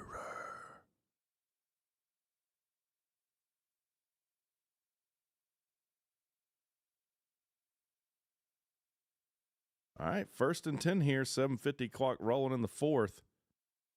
Back to throw again. Man, it's complete. Not a lot of yards. Yeah, he did kill a kid. Unfortunately, if you win college football games, there's not much you can't get away with. A la Penn State. It's unfortunate but true. Hell, look at Hugh Freeze. 2nd and 7 here for NC State. On their own 40, Bailey back to throw. Dumps it over across the middle. Great one-handed catch there by whoever 9 is. Key was at Central Florida, and a kid did die. Was Key on that staff? I know O'Leary was. Key had to have been. Yeah, a kid died of like a heat stroke at practice. I did like a whole video about Key in his interim year, and I did bring that up.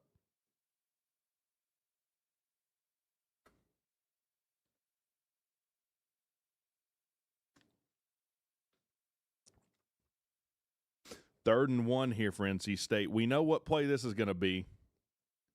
Quarterback power up the middle. First down, NC State. Clock rolling, 6:25. Florida State with all 3 timeouts, though. NC State with 2. They did him dirty on the spot, by the way. It's still going to be a first down, but that spot I don't know about. Looked like he fell well over the first down line. They spotted him an inch forward of it.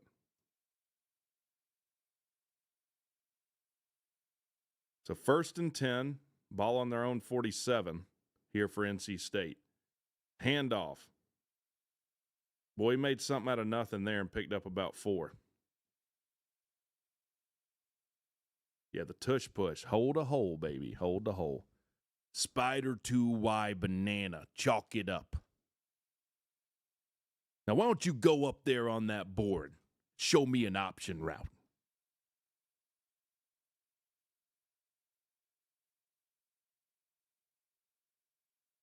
I love John Gruden, though. John Gruden's amazing. 2nd and 7 here for NC State. 5:15 and running on the clock. Ball at midfield. Back to throw for Bailey. Looking. Flushed out of the pocket one way. Running back to the top of the screen. Throws the ball deep downfield. He's got a man open, but he overthrew him. It's going to be 3rd and 7. Waiting for Key to call a 4th and 6 tush. Yeah, 4th and 16. Let's go with the tush push. Gruden to Florida. Gruden himself said he would be an awful college coach and he'd be sanctioned to hell.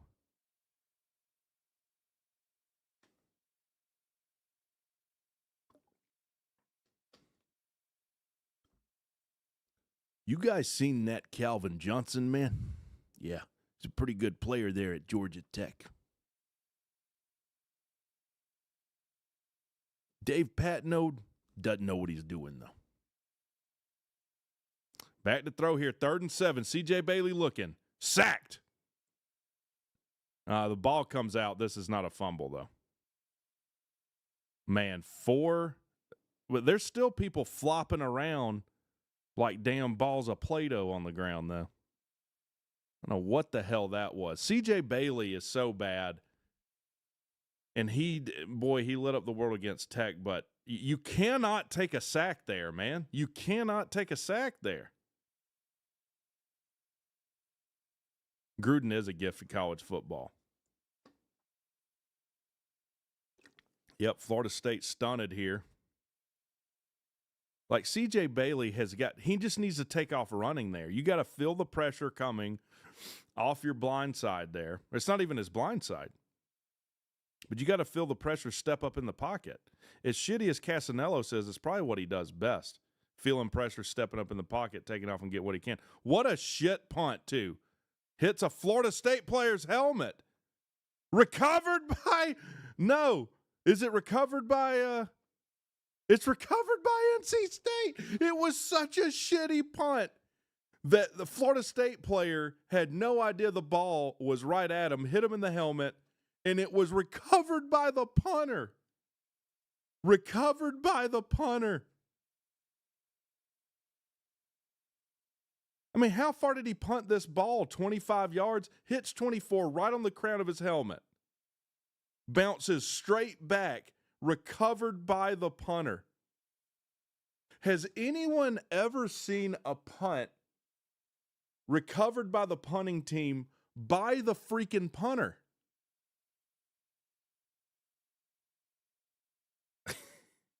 Oh my God. Appreciate the $2. CJ Bailey had the game of his life against us, DBH.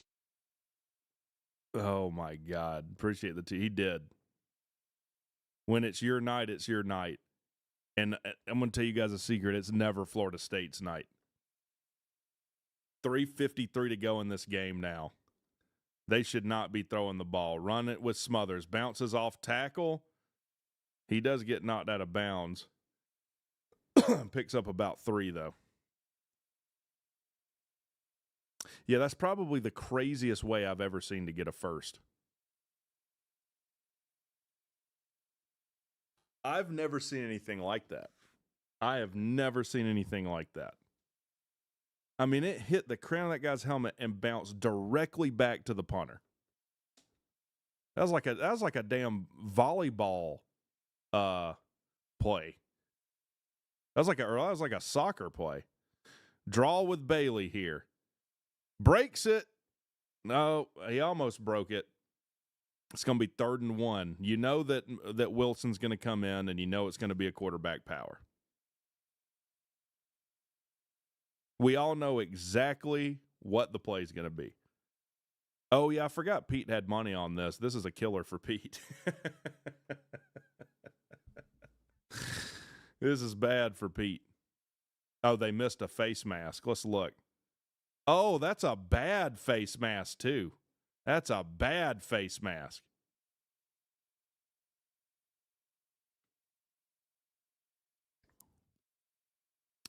Will Wilson here. Oh, they're offsides, and they jump offsides. How in the hell do you jump offsides in that? It's not like the ball was on 2 or something. Now it's going to be 3rd and damn 6. And it wasn't just one guy that jumped. That's also the issue you have when you switch in quarterbacks situationally. They have different cadences, and, that can happen. Yeah, maybe we'll get your 4th and 6 tush push here. So it's going to be 3rd and 6, 2:35 on the clock. Also, the penalty stops the clock. I mean, that's just an absolute dumbass penalty.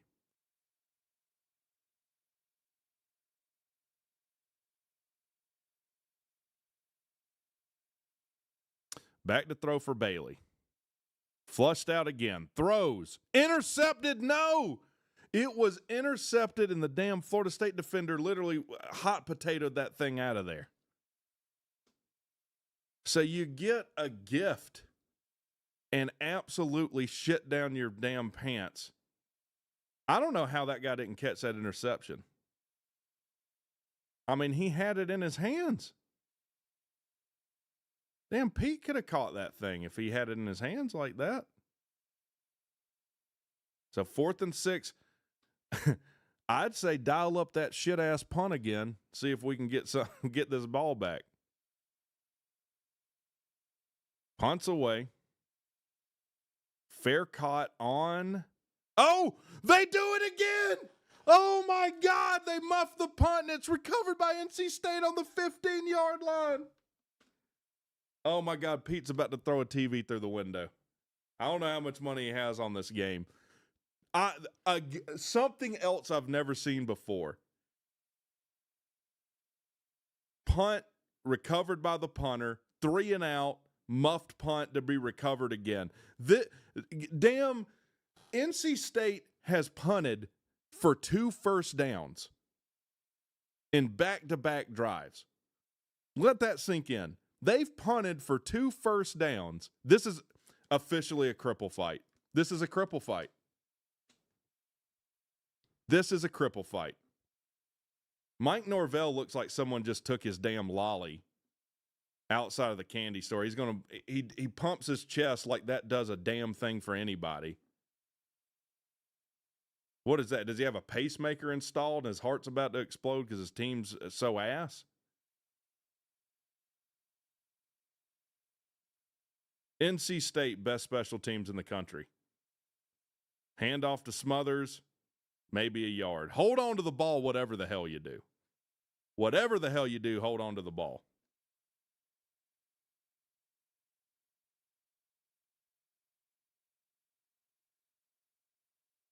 So that'll be the first timeout with 2:16 left to go in the 4th for Florida State. NC State 2 timeouts, Florida State 2 timeouts. 2nd and 9, 2:16 left on the clock.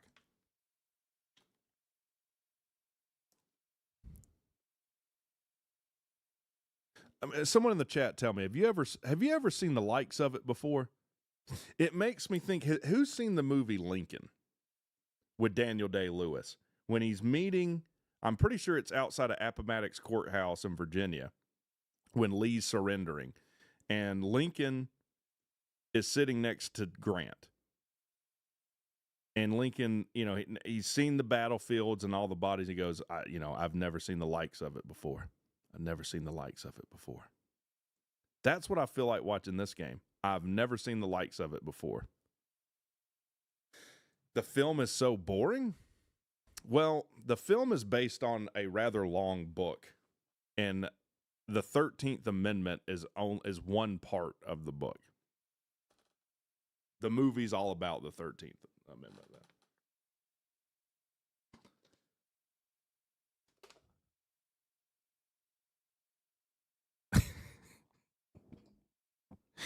I mean, this is like watching middle school football.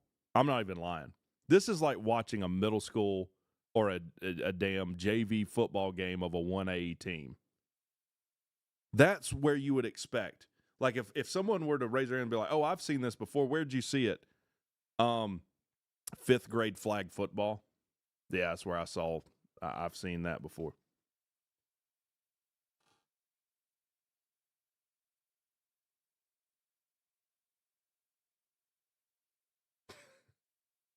This is a perfect advertisement for why we should have the shit-ass playoffs. The shit-ass playoffs are where you take the worst 12 teams in the country. And if you seed them based on who's the number one ranked team would be the worst team in college football, and you only advance by losing. So if you win, you're eliminated. The shit-ass playoffs.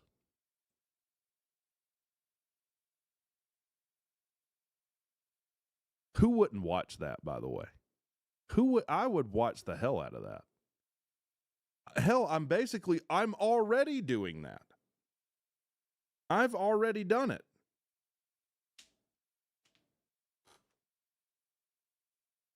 I've watched damn UNC play Cal. I watched UNC play Syracuse. And now I've watched Florida State play Stanford. And now I'm watching Florida State play NC State. And they would all be prime candidates.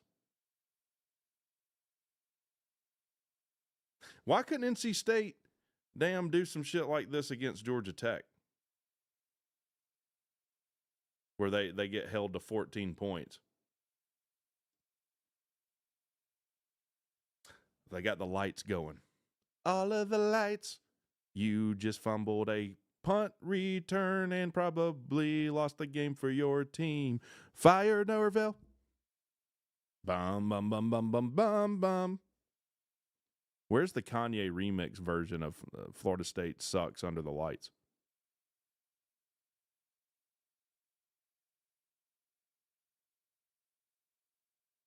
Second and 9 now. 2 timeouts left for Florida State. 2:16 to go in this game. So really, Florida State has 3 timeouts. They got the 2-minute timeout and the 2 in their pocket.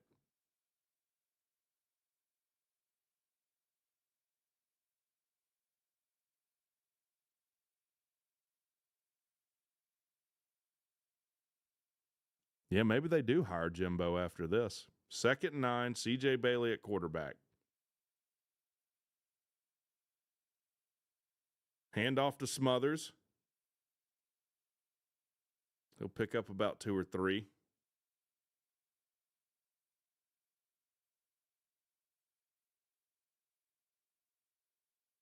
That'll take us in the 2-minute timeout. Now, here's the thing. If NC State kicks a field goal here, be 17-11. A touchdown wins it with an extra point for Florida State. However, Pete would still lose. Pete could lose his plus 1.5 and Florida State still win. Let that sink in. Let that sink in.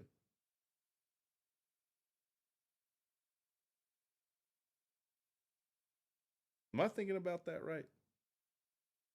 Yeah, I am.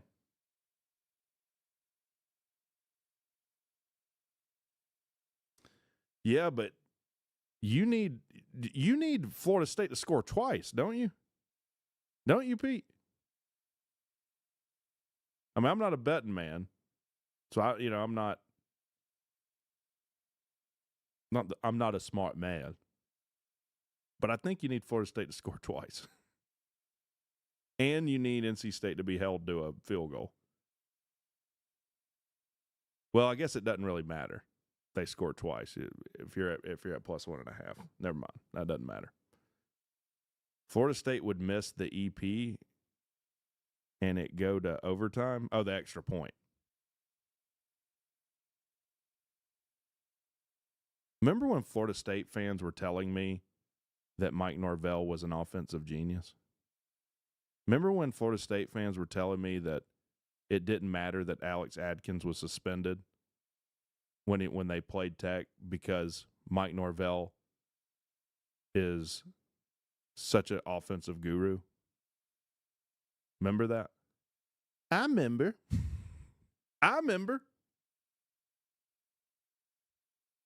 Sad and pathetic. Sad and pathetic. Never once have I told you a lie about Florida State. They'll make a movie about my takes on Florida State, just like The Big Short. And it'll end with me calling you. I'd like to close out my position of hate on Florida State. 1.5 trillion. Yes, I'll hold.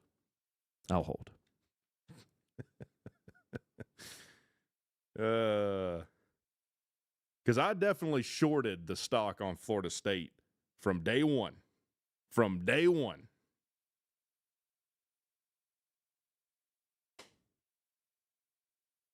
WreckTalk did something that none of these other idiots thought to do. He looked at how shitty Mike Norvell really is.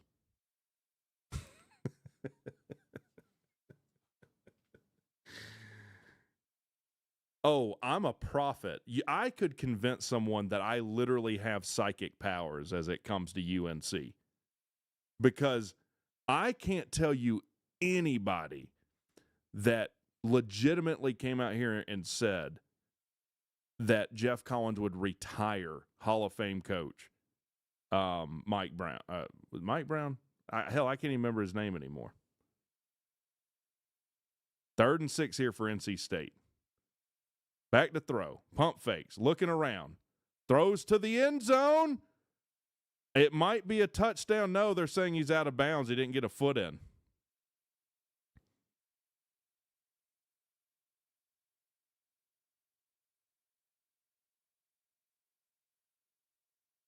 Let's see. Nope, he's clearly out of bounds. They'll have to settle for a field goal. Man, drag that foot, cuz. That man pulled his right leg all the way across that line. No, you ain't going for this. Shut up. Oh, my God, they're going under center. They're trying to draw him off sides. All right, so they'll take the delay of game here. Yeah, they were trying to draw him off sides.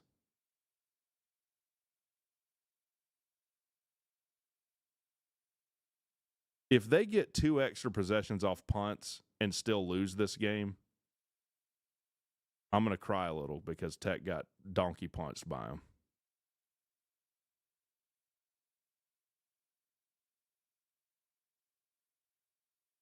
Just a little, though.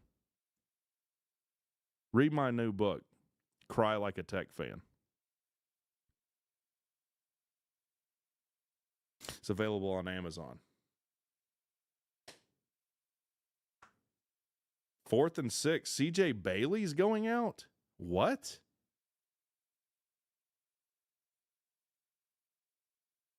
Why is CJ Bailey going out? What the fuck are they doing?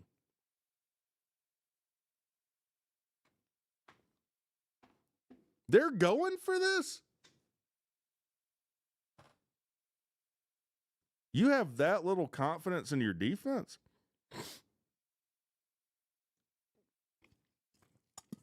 Never mind, Pete. Pete's going to win his bet. Back to throw. Throws to the end zone. Touchdown! Touchdown, NC State!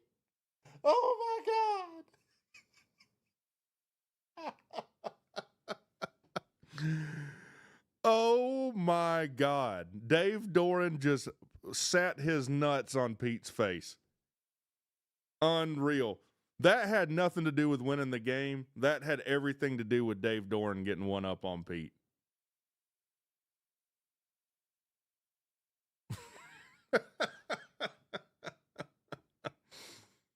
He wasn't wide open either. What a hell of a catch by that wide receiver. Did you guys see the video I put out right before this game. Did anyone see it? Anyone remember what I said about this game? Didn't I say why in the hell is Florida State a 6.5-point favorite on the road on Friday night? Didn't I tell you that? Didn't I say it in the ACC show, Pete? I believe I did. Well, Florida State's not making a bowl. Florida State goes to the Swamp next week, and they're going to get donkey punched right between the C3 and C4 vertebrae by Florida. This is going to be the fourth year. This is going to be the fourth year Mike Norvell misses a bowl at Florida State. The fourth. Anyone remember when I ranked Mike Norvell in my coaches' power rankings as the worst coach in the ACC? And people said I'm just a hater. Anyone remember that? I do. WreckTalk's never wrong. If you think WreckTalk's wrong, just know this. He's ahead of the curve. I see into the future. Into the future, I wipe the shit off of the screen, and then I look into the future, and I see Mike Norvell. I don't know why they did this dumbass kick they just did. So 1:47 to go. 1:47 to go. Florida State down 10 points. They need to score twice in 1:47, and I'm going to be honest with you, will not surprise me if they score here. And then don't recover the onside. Is there a team that's attempted more onside kicks this year than Florida State? Remember when they were telling us how great their onside kick game was against Miami? And I'm like, yeah, you know what that means? You're getting your ass kicked and trying to come back. Back to throw for Casanellos all day. Throws downfield. Deuce Robinson wide open. First down and a lot more on top. 1:38 to go.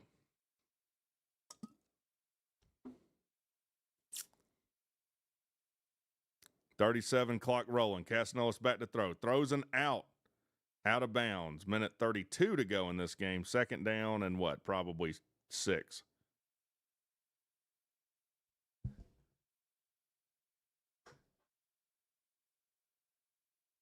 Remember when they told us it would be different when they hired Gus Malzahn? Even though that contradicts Mike Norvell being an offensive genius. 2nd and 4 here for Florida State. Back to throw. All the time in the world for Casanellos. Flushed out of the pocket. Still looking downfield. Throws. Incomplete. 3rd and 4 for Florida State.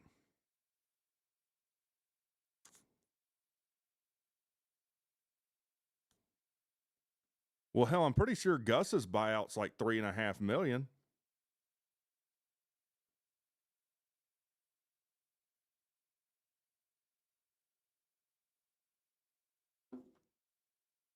Minute 24 to go. 3rd and 4. Casanellos, empty set. Very odd alignment for NC State on the front here. Casanellos back to throw. Throws. Complete. No. Incomplete to Deuce Robinson. They're going to let the play go. They're probably going to review this and rule it an incomplete pass, though.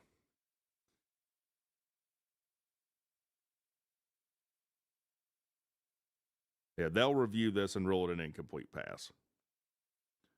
For a wide receiver to fumble a ball, I'm pretty sure it's in the rules that he has to take 15 steps and the ball can't move an inch.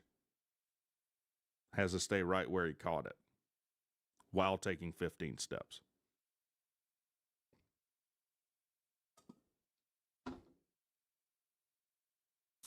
Blake Gideon to Florida State.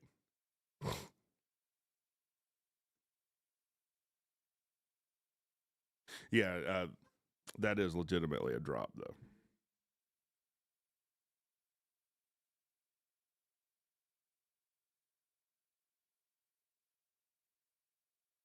It'll be hilarious if they rule this a fumble, though. I'll laugh my ass off if they rule this a fumble. 2 steps in an offensive move. What qualifies as an offensive move? You're saying a juke or a spin? So if you don't juke or spin, then it's a fumble, even though you have the ball with both hands and you take 2 steps or something.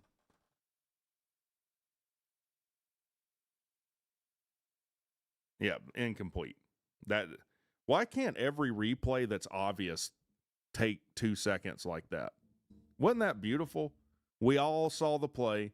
We all knew it was incomplete. And that took like a minute and a half.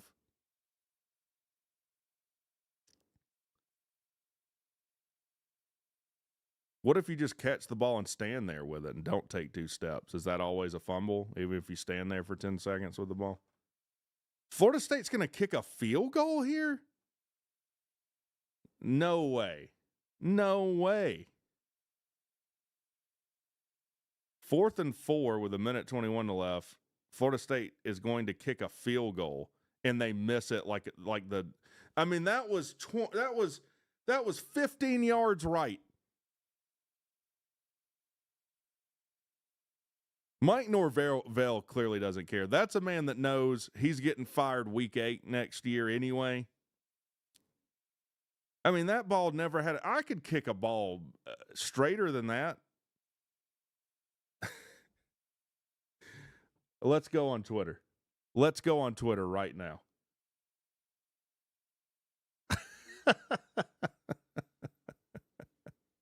They were going to have to kick a field goal anyways. Yeah, but I mean,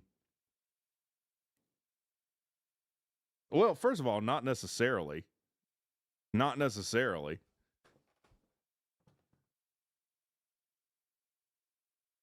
They could have scored twice. They could have scored 2 touchdowns after the onside. The first thing I see on Twitter is Pete saying, I can't, FSU is unbelievably bad. FSU will burn their second time out here. FSU still winless on the road since 2023. My God.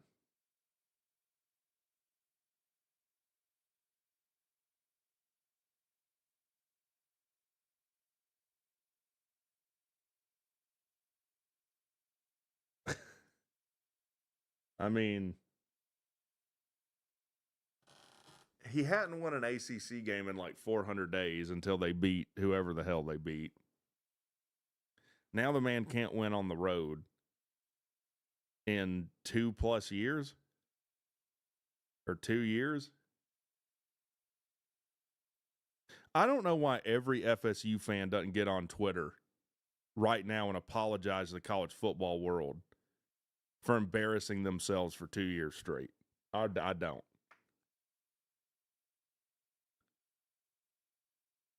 Another handoff here. No gain. That'll be the final timeout for Florida State with 1:08 left. Please say that Florida State gets this ball back. Please. And ends the game with a field goal. Please say that.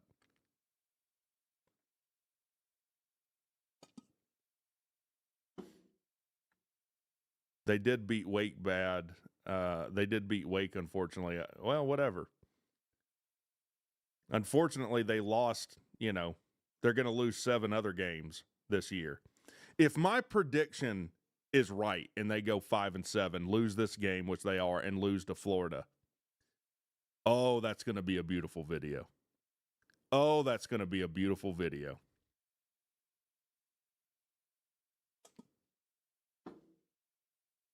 It's impossible for me to say who's the next coach at Florida State because they're not firing Mike Norvell this year. So I don't know who's going to be available next year and who else is going to be looking for a coach. This team beat Bama, you're right. Bama should be ranked 12th in the playoff right now just for losing to damn Florida State.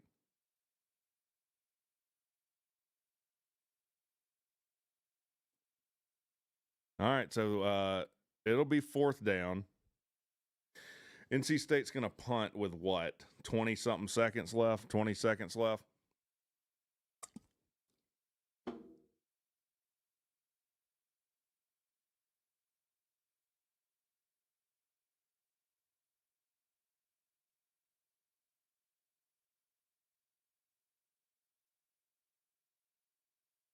FSU keeps finding new ways to embarrass themselves.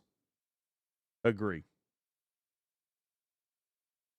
Josh Pate says, I've said there's no way 3 times in the last 3 minutes of the FSU game.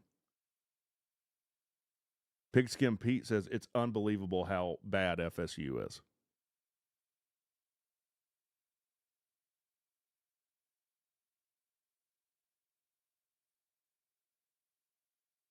Okay. Someone says, okay, that was clearly the universe telling FSU to get fucked.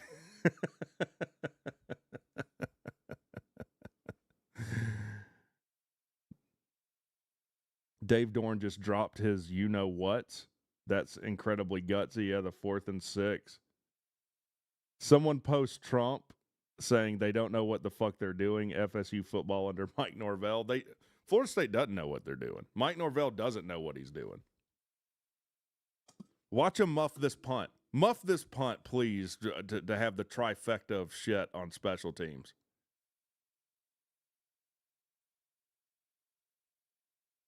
Give NC State the ball again. They're going after the block. They don't get it. They're going to fair catch it.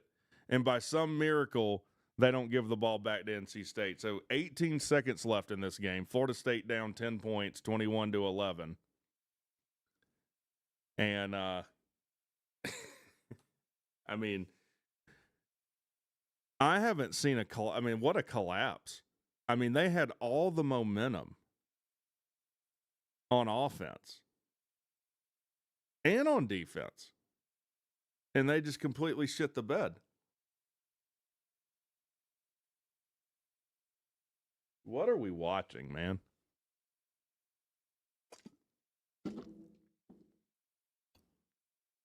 Deion Sanders will be the next FSU coach. We can only pray. Are you trying to get me hard right now? Got away with being with false starting there. Complete. And he'll run out of bounds with 11 seconds.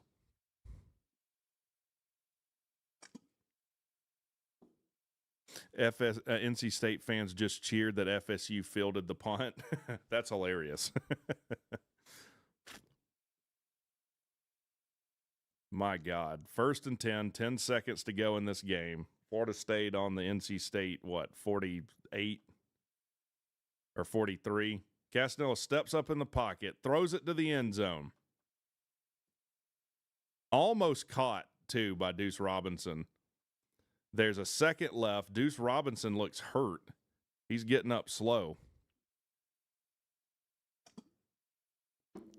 They're going to say the game's over. There was a second on the clock on TV. Dave Dorn had already ran out on the field to give his little junket. Donut Dave saved his job. Well, NC State's going bowling. Who does NC State have next week? Miami? No, Pitt's got Miami next week.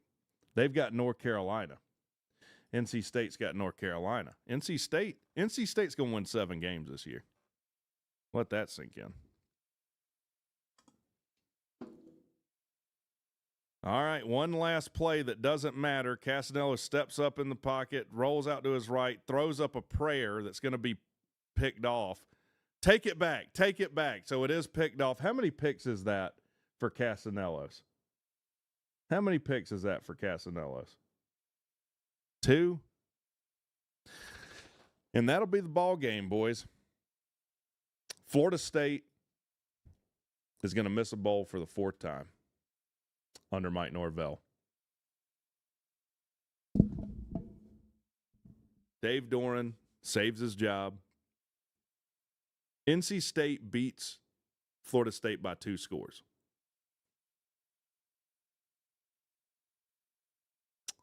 Hate to see it. Couldn't happen to a more upstanding fan base that has definitely had very measured responses and takes. But if this is a surprise to you, what we just watched, that tells me you haven't been watching WreckTalk for any length of time. I don't know why in the hell Pete would bet for Florida State to do anything good. I don't know why he did that. And I know that he knows Florida State. I know they also hates Florida State. So I don't really know what he was thinking. My ex-girlfriend attended Florida State. Neat. Mike Norvell was crying, I'm pretty sure. That's, wow. It's embarrassing. I mean, what else can you say about Florida State? I mean, the only thing Florida State can hope for at this point is that they fire Mike Norvell, which isn't happening. It's not happening. Or they would have already done it.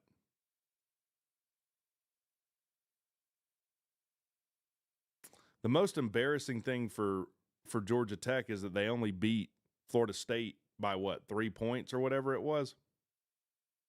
I'm ashamed of that.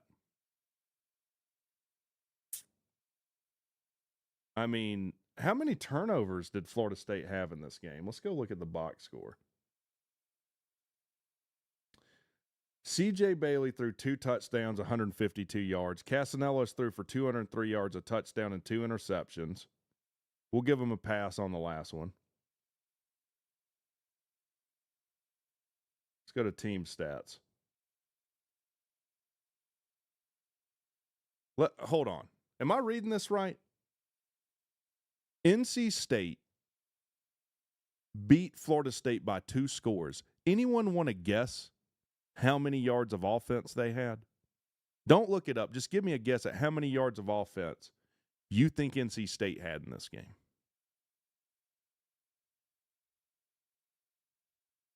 Anyone want to venture a guess?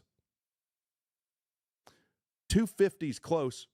They had 286 yards of offense in this game, and they beat FSU by 2 scores. Florida State had 383 yards of offense.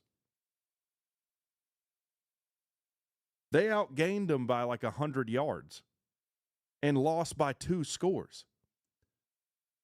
Only Florida State can do this. This is something very unique to Florida State. So when I said there's something systemically, fundamentally wrong with Florida State, I'm not just saying that for effect. There's something fundamentally wrong with all of Florida State. Yeah, that's a Jeff Collins stat. Castellanos was 16 of 32. C.J. Bailey, 18 of 26. Time of possession. NC State 32, almost 33 minutes. Florida State 27. Again, what can I say that hasn't already been said? I'm going to get some rest. I'm going to get ready for a hell of a game. Most important game in over a decade for Georgia Tech. My boy Haynes King's going to ball out in his last game, and we're going to clinch an ACC title berth. You guys have a good one.